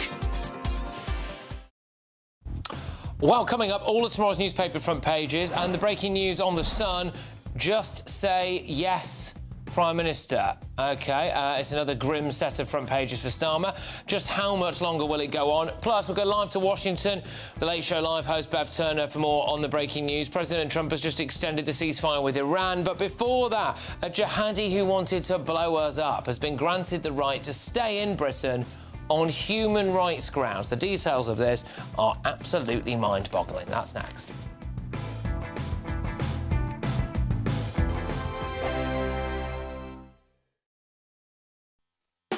You want to know what's really going on in the corridors of power? Labour don't know what to do with you half the time, and that makes you quite lethal in the chamber. Get behind the headlines with Chopper's Political Podcast. Join me, Christopher Hope, as I sit down with the great and the good of British politics. We'll see where this ruling takes us. These are the stories shaping our nation. Chopper's Political Podcast, available now on all platforms. Listen in and stay ahead.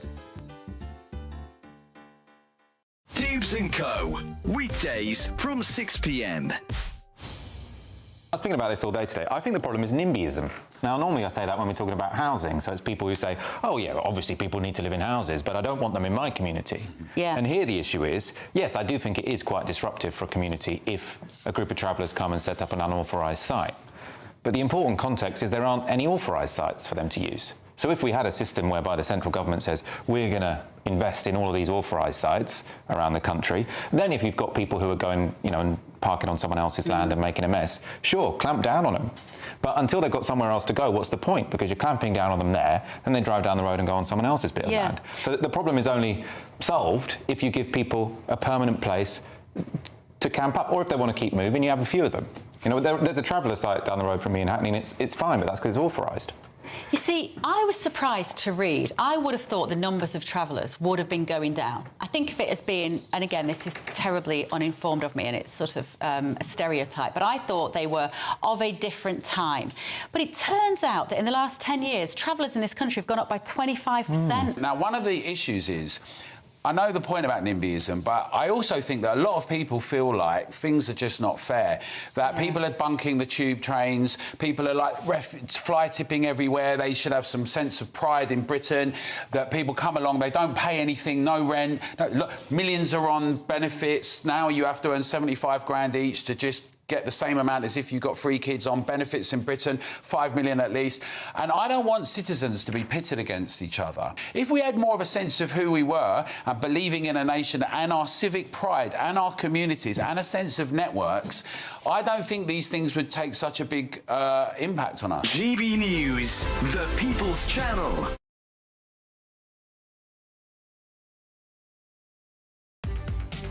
From the school run to the home run, watch a new show for all of Britain. He can say whatever he wants. A straight-talking show where all voices are heard. And, when are we going to stop talking about smashing the gangs and actually do it? With the stories that matter from every part of our country. There's a bit of a crash landing there for your Chancellor. Bold, fearless and standing up for you. That's me, Martin Daubney, 3 p.m. till 6 p.m, weekdays, here only on GB News. The People's Channel, Britain's news channel.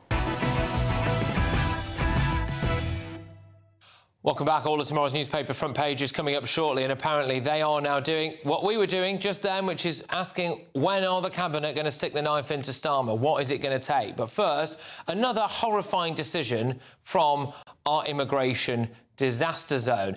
A convicted terrorist who was jailed for threatening to blow up the London Stock Exchange was denied asylum. OK, good. but he was later granted leave to remain in Britain. Shah Rahman was one of 4 al-Qaeda-inspired extremists who were jailed in 2012 over that plot to bomb the stock exchange. He was also later recalled to prison for breaching his licence. Now, a judgment in an immigration case relating to his wife was revealed, and it shows that he, a Bangladeshi national, initially applied for asylum in 2017. But despite that claim failing, he was permitted to remain in Britain on human rights ground. So I'm joined now by Emma Schubert, who is Research Fellow at the Henry Jackson Society. Emma, myself, along with, I imagine, all of the viewers and listeners, are wondering what possible human rights grounds can there be for allowing a bloke who wants to blow us all up to stay in Britain? Right, and I want to be clear that he's now living outside of prison in the UK on license, but he's a very dangerous man. He wasn't just considering blowing up the London Stock Exchange. We also know that he was scouting other targets along with his accomplices, like Big Ben, Westminster Abbey, Palace of Westminster. So he had his sights on the biggest cultural, national, political spots in London. So it really boggles my mind, why Article 3 is being used to protect a man like that. And just for the sake of clarity here for everyone, Article 3, just explain that basically for us, really. What's that all about? Sure. So Article 3 is part of the ECHR, and it is a prohibition on degrading treatment and torture. So basically what this means is that European judges are telling us that we can't deport an individual who is so dangerous that we can't even let them claim asylum in this country because he's so dangerous that if he went back to Bangladesh, he'd probably be thrown in prison.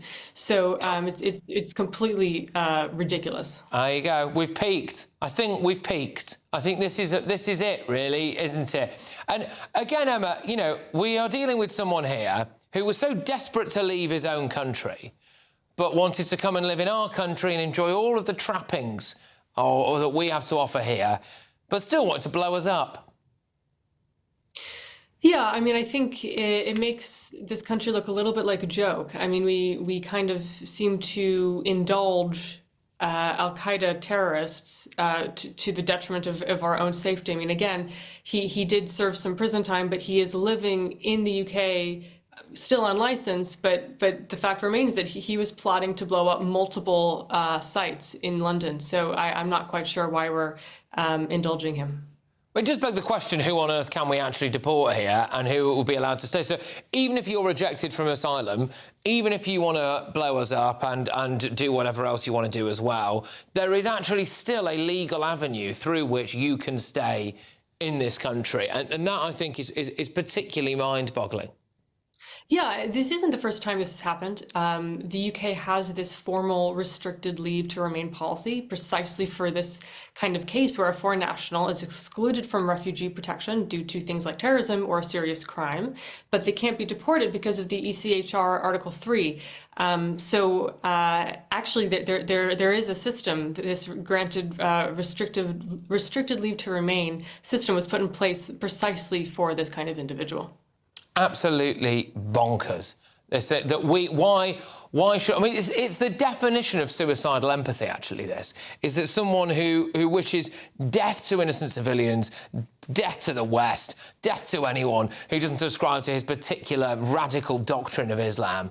And still, we say there's some lofty European judge who is more than willing, who probably doesn't even have anything to do with Britain. I mean, we don't know, do we? I mean, these people can be from I don't know, Macedonia or somewhere, can't they? And they can dictate who we are allowed to stay in this country.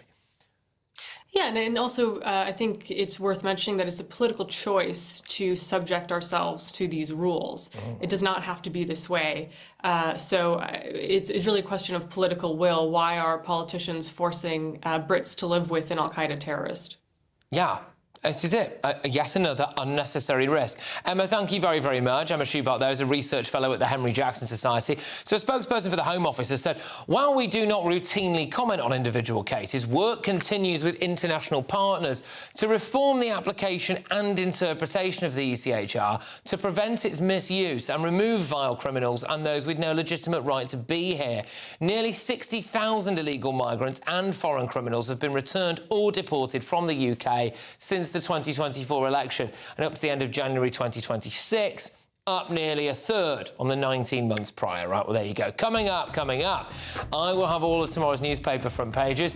The breaking news on the Daily Mail. Starmer's support starts to crack. MPs call on the Cabinet to act. Miliband and Cooper are the first to show dissent. So there you go.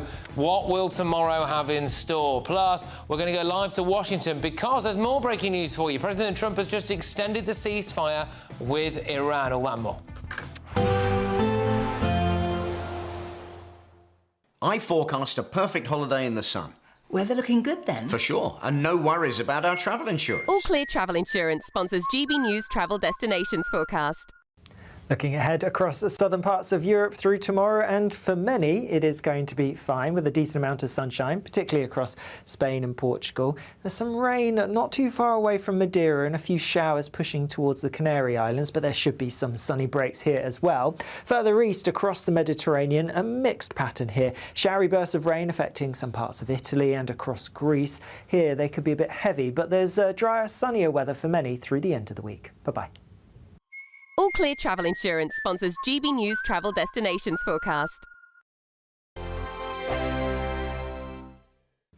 Yes, it's time for your latest weather update from the Met Office here on GB News. A very good evening to you. The next few days, pretty similar to today. Most places dry with some sunshine, but for some, pretty chilly and gusty wind. We'll get a bit warmer as we head towards the weekend. The big picture shows high pressure to the north, low pressure to the south, both kind of squeezing together, which is generating some gusty winds, particularly in southwest England and South Wales. A blustery night to come here.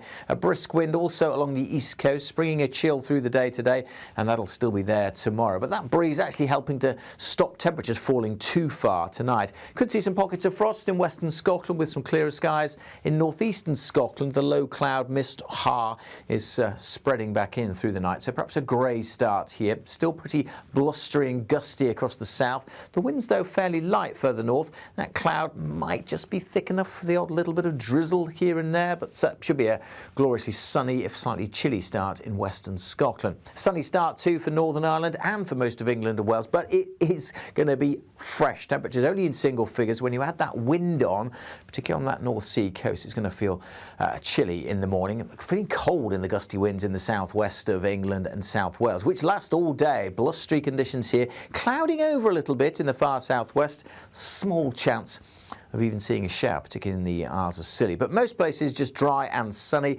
The Har tending to burn back to the coast across northeast Scotland. But it will be cool on that coast, single digits, feeling chilly in the winds. But inland with lighter winds, a bit warmer than today, 17, 18, maybe 19 degrees. Again, cold start to Thursday. Still quite windy in the south, not quite as windy as it will be tomorrow, but still quite a brisk breeze blowing here, and still quite a contrast between the east coast that'll be fresh. Inland, though, with plenty of sunshine for the next few days, it'll steadily warm up with many places getting close to 20 Celsius for Friday and Saturday.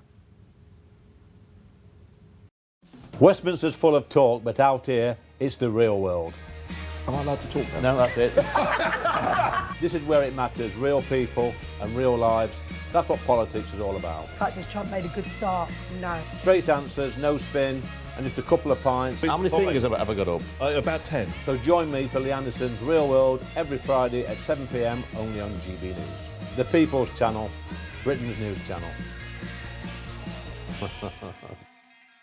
From cold mornings to warm family brunches, from football to tennis in the car, in the kitchen. GB News Breakfast is there with the stories you need and the conversations that matter. Anyway, let's talk business. Well, it has been a historic night in British politics. It's astonishing, isn't it? We're here again to start your day just right. GB News Breakfast. Every morning from 6 a.m. Only on GB News. Britain's news channel.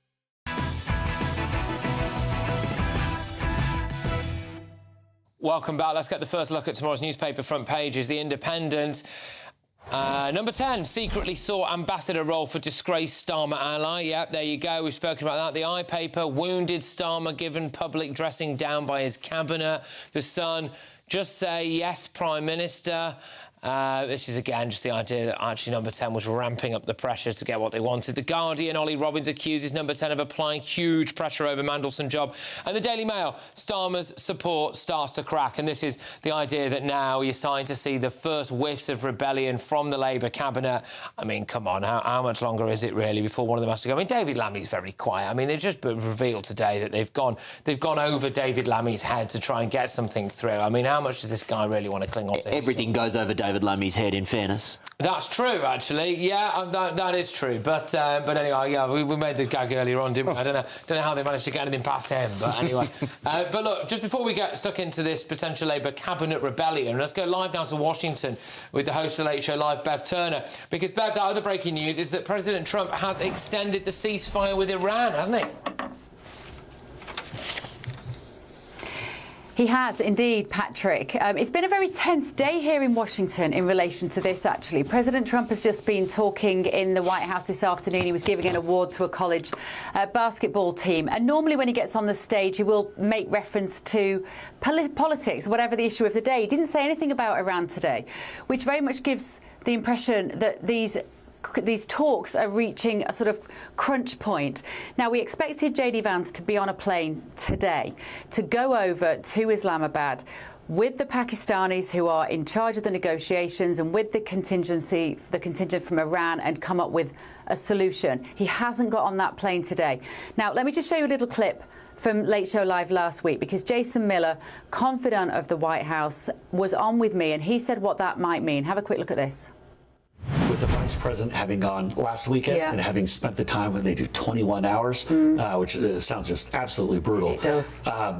The time for talk and negotiation is done. The Vice President has made very clear where Iran needs to be, and if they're not going to be there, then the U.S. isn't going to do it. I think if there's an agreement for the Vice President to go, it's to close the deal. It's largely already agreed to. The Vice President is not going to go there if they're not sure if they're going to have a deal. So in other words, Patrick, when Vance is on that plane, he's going over there to put the ink on the agreement, and he has not got on that plane today. Now, we know that in the last hour, President Trump has posted on Truth Social. He said the government of Iran is seriously fractured, and he says at the request of the Pakistani negotiators, they are extending the ceasefire. Now, he hasn't said how long that will go on for. He said we're going to hold our attack on Iran until such time as leaders and representatives come up with a unified proposal. It's quite an unusual post, this, for President Trump on Truth Social. We're used to him basically just shooting from the hip, right? Lots of exclamation marks. The wording of this is much more measured. It's almost legalese, until such time as. That is not the kind of phrase that you normally see from President Trump on Truth Social. You kind of get the impression that maybe Legal Eyes have been looking at this statement. And so at the moment, JD Vance is still in town. He's not got on that plane. We don't know how long the ceasefire is going to continue. But we do know a little bit more, Patrick, about who's in charge of Iran at the moment. This name, Ahmed Vahidi, he's the head of the Iranian National Guard commander, and he is even more of a hardline extremist. We'll be covering that on the Late Show Live at midnight. Gosh. They've gone even more extreme. Bev, thank you very, very much. Bev Turner there, who will, of course, have all of the latest info for you in the early hours of the morning. Let's bring up the Daily Mail's front page. Because this is a bit of a follow-up, really, to what we did at 10 p.m. tonight. On this show, the Daily Mail are posing the question now, look, support is going to start cracking. You are going to have to see Labour cabinet ministers, surely, in the next 24 hours, tomorrow morning, coming out and saying, look, we've had enough of this. Yeah, this is like the fourth innings of a test match where everyone can see the result, but they still have to go through the motions painfully before they get there. I heard that Angela Rayner had dinner with Andy Burnham on Friday night. I've heard she's actually been speaking to defence officials behind the scenes, trying to upskill her knowledge there. Miliband more or less broke ranks today as as well in a way he wouldn't have a year ago. Everyone can see where this is going. It's just amazing that Starmer seemingly can't. David Lammy, today that revelation that apparently they wanted to try to get Matthew Doyle appointed as some kind of ambassadorial role. Don't tell the Foreign Office. Don't tell. David Lammy was Foreign Secretary at the time. Yeah, but to be clear, and I can understand that you don't want people starting to talk about the fact that you're looking for a job for your then Director of Comms, do you?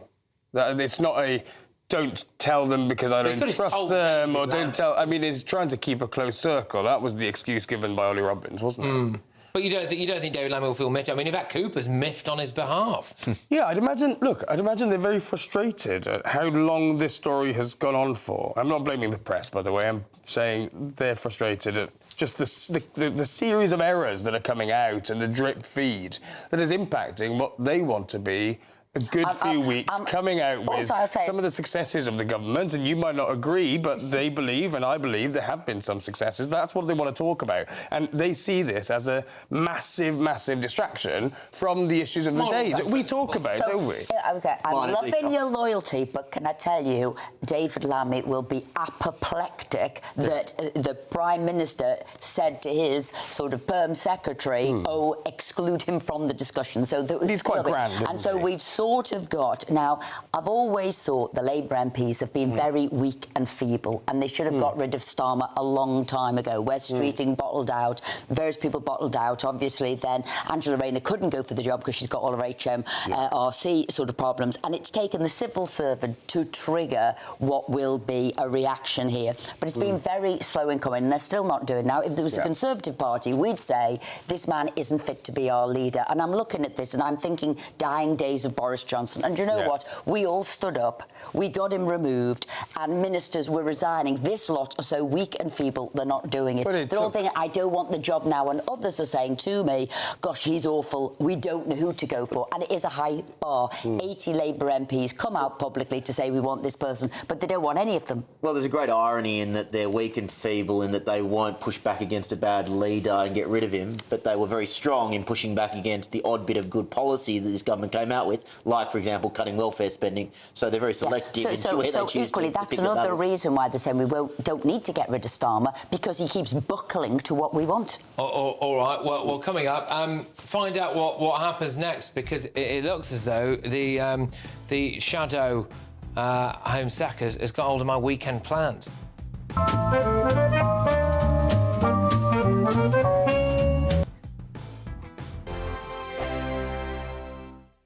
Britain deserves a newsroom that puts the facts and your voice first. Well, and that's what you get on GB News. Lively debates, lively conversation. And we're not afraid to hold power to account.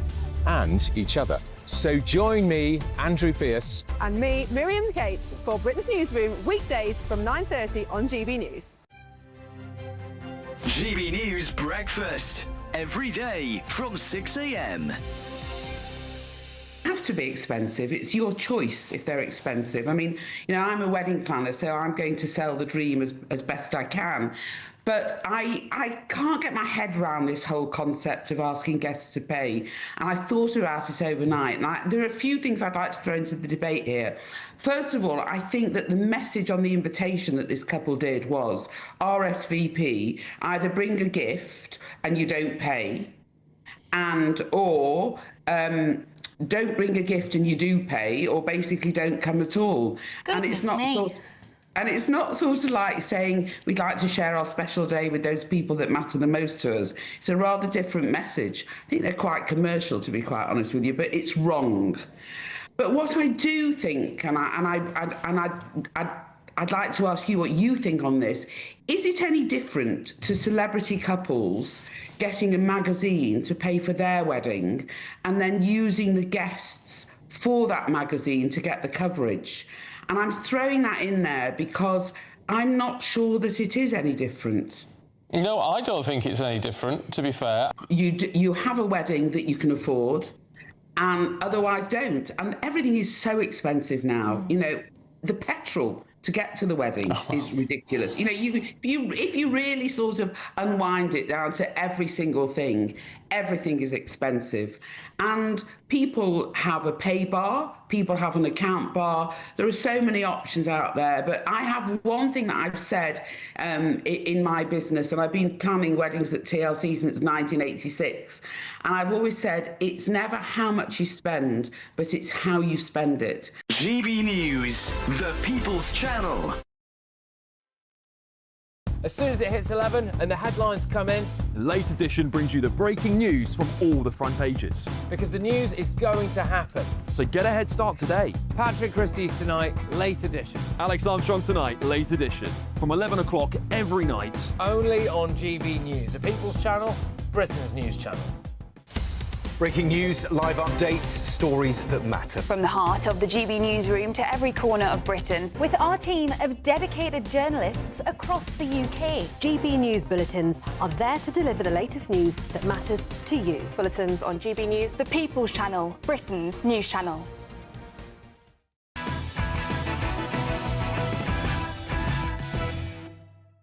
Right, welcome back. I'll get you the remainder, easy for me to say, of tomorrow's newspaper front pages. The Times, Starmer on the ropes over Mandelson vetting fiasco, yeah. Express, hero manager Sean must get his job back. So the Daily Express have gone for Morrison's was last night urged to take back a loyal store boss after it fired them for trying to stop a violent serial shoplifter. It's the same again. Echoes of, was it Waitrose in Clapham, I think, wasn't it? The Mirror, they go for Eye of the Storm.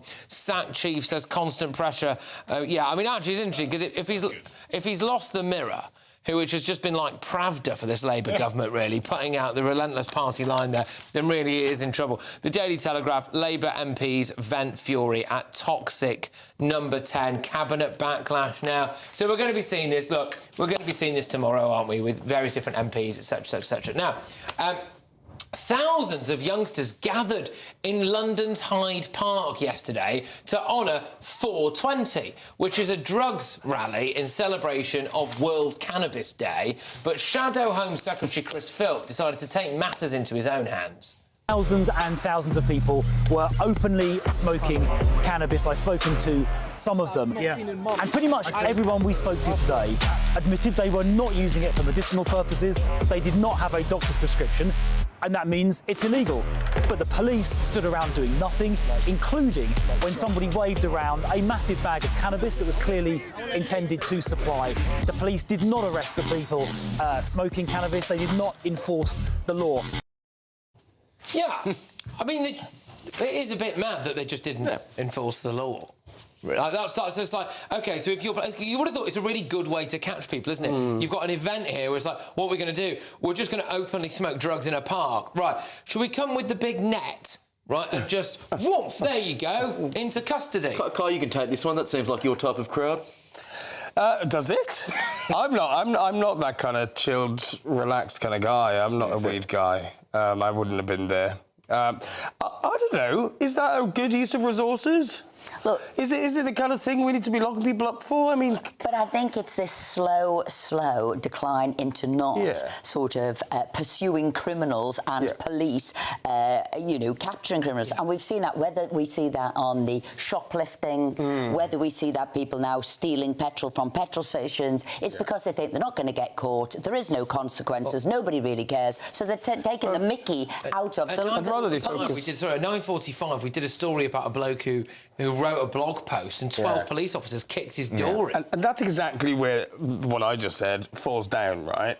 I don't think we should really be pursuing these kids who decided to smoke some weed in a park. I also don't think we should be pursuing people who blog things or people who tweet things. And it all falls down when you see things like shoplifting, which I really think we should be pursuing, going completely rampant on the streets of London. We need a little bit of zero tolerance, because at the moment everybody thinks they can take the mickey out of the law. Well, the Met Police said that there was a police presence throughout the 420 rally and that officers intervened and used enforcement options where necessary. The force said 4 people were arrested for offences including possession of an imitation firearm, possession of a bladed weapon, possession of Class A and Class B drugs, failure to appear in court and assault against a police officer. So, nice crowd all in all, wasn't it? But now, this was the moment a crocodile stunned guests at a Zimbabwe hotel after wandering in from the Zambezi River, apparently looking for food.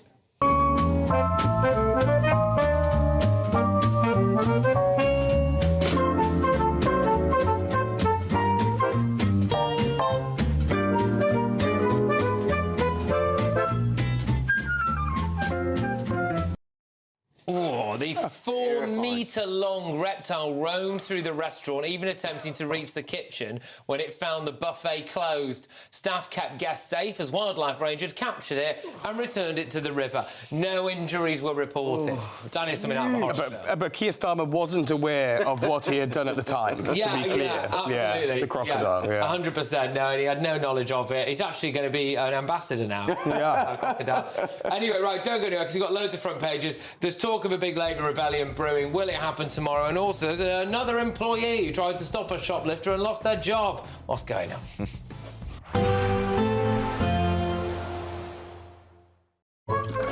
Warm and cosy, with a chance of zero visibility. Boxed Boilers sponsors the weather on GB News. Yes, it's time for your latest weather update from the Met Office here on GB News. A very good evening to you. The next few days, pretty similar to today. Most places dry with some sunshine, but for some, pretty chilly and gusty wind. We'll get a bit warmer as we head towards the weekend. The big picture shows high pressure to the north, low pressure to the south, both kind of squeezing together, which is generating some gusty winds, particularly in southwest England and South Wales. A blustery night to come here. A brisk wind also along the east coast, bringing a chill through the day today, and that'll still be there tomorrow. But that breeze actually helping to stop temperatures falling too far tonight. Could see some pockets of frost in western Scotland with some clearer skies. In northeastern Scotland, the low cloud mist is spreading back in through the night, so perhaps a grey start here. Still pretty blustery and gusty across the south. The winds, though, fairly light further north. That cloud might just be thick enough for the odd little bit of drizzle here and there, but should be a gloriously sunny, if slightly chilly start in western Scotland. Sunny start too for Northern Ireland and for most of England and Wales, but it is going to be fresh. Temperatures only in single figures. When you add that wind on, particularly on that North Sea coast, it's going to feel chilly in the morning. Feeling cold in the gusty winds in the southwest of England and South Wales, which last all day. Blustery conditions here, clouding over a little bit in the far southwest. Small chance of even seeing a shower, particularly in the Isles of Scilly. But most places just dry and sunny. The heart tending to burn back to the coast across northeast Scotland. But it will be cool on that coast, single digits, feeling chilly in the winds. But inland with lighter winds, a bit warmer than today, 17, 18, maybe 19 degrees. Again, cold start to Thursday. Still quite windy in the south, not quite as windy as it will be tomorrow, but still quite a brisk breeze blowing here, and still quite a contrast between the east coast that'll be fresh. Inland, though, with plenty of sunshine for the next few days, it'll steadily warm up with many places getting close to 20 Celsius for Friday and Saturday. Warm and cosy, with a chance of zero visibility. Boxed Boilers sponsors the weather on GB News. Well, big talk on tomorrow's newspaper front pages about a cabinet rebellion now, which really, I think, would spell the very end for Keir Starmer. Is that going to happen tomorrow? We're going to have a look at the runners and riders as to who might be the first to stick that knife in. Some big speculation on the front of tomorrow's press. A couple of other stories knocking around as well. Another employee who was sacked for trying to stop a shoplifter. And, remarkably, there is now a condom shortage. That is, of course, the real crisis of the Iran war. There's just 2 weeks remaining to grab your chance to win our biggest prize of the year so far. You could be driving away with your very own 4-berth camper van. This Benny Van 122 could give you the perfect getaway this year. We'll also give you an incredible £25,000 in tax-free cash. Lines close on the 1st of May, so make sure you don't miss out. For another chance to win a camper van and cash, text prize to 63225. One entry costs £2.50 plus one standard network rate message, or text bonus to 63225. 5 entries cost £5 plus one standard network rate message. Go to gbnews.com/win. Entries start at £2.50. Call 0903 686 3232. Calls cost £2.50 plus your network access charge, or post your name and number to GB20 PO Box 8690 Derby DE1 9TT. Entrance must be 18 or over. Lines close at 4 p.m. on the 1st of May. Please check the closing time if listening or watching on demand. You want to know what's really going on in the corridors of power? Labour don't know what to do with you half the time, and that makes you quite lethal in the chamber. Get behind the headlines with Chopper's Political Podcast. Join me, Christopher Hope, as I sit down with the great and the good of British politics. We'll see where this ruling takes us. These are the stories shaping our nation. Chopper's Political Podcast, available now on all platforms. Listen in and stay ahead. As soon as it hits 11 and the headlines come in, The Late Edition brings you the breaking news from all the front pages. because the news is going to happen. So get a head start today. Patrick Christys tonight, Late Edition. Alex Armstrong tonight, Late Edition. From 11 o'clock every night. Only on GB News, the People's Channel, Britain's news channel. Hi, I'm Michelle Dewberry, and my show is your opportunity to cut through all the noise and dive in headfirst to some robust debates. Ideas clash. Situation, No, isn't it? no, Because the failure is you're deliberately avoiding my point. Nothing's held back, And if you think this is the end of it, wait for more. and we do not shy away from the difficult stuff. Sometimes I want to shake people and say, if only you understood. So join me on Jubes & Co. weeknights at 6 p.m. only on GB News, Britain's news channel. Do you trust what you're being told? Good, because neither do I. Those are just facts. I'm Alex Armstrong, and on my show, we'll expose the spin. Well, I want to answer that because you didn't let me last time, because you always speak over me. The broken promises. To deny that is denying the truth. And the hypocrisy. You think we can allow? Politics, policy, parliament. Nothing is off limits. No sugarcoating, no fear of offence, just the truth laid bare. Tune in every Saturday and Sunday at 9 p.m. for Alex Armstrong Tonight, only on GB News, Britain's news channel.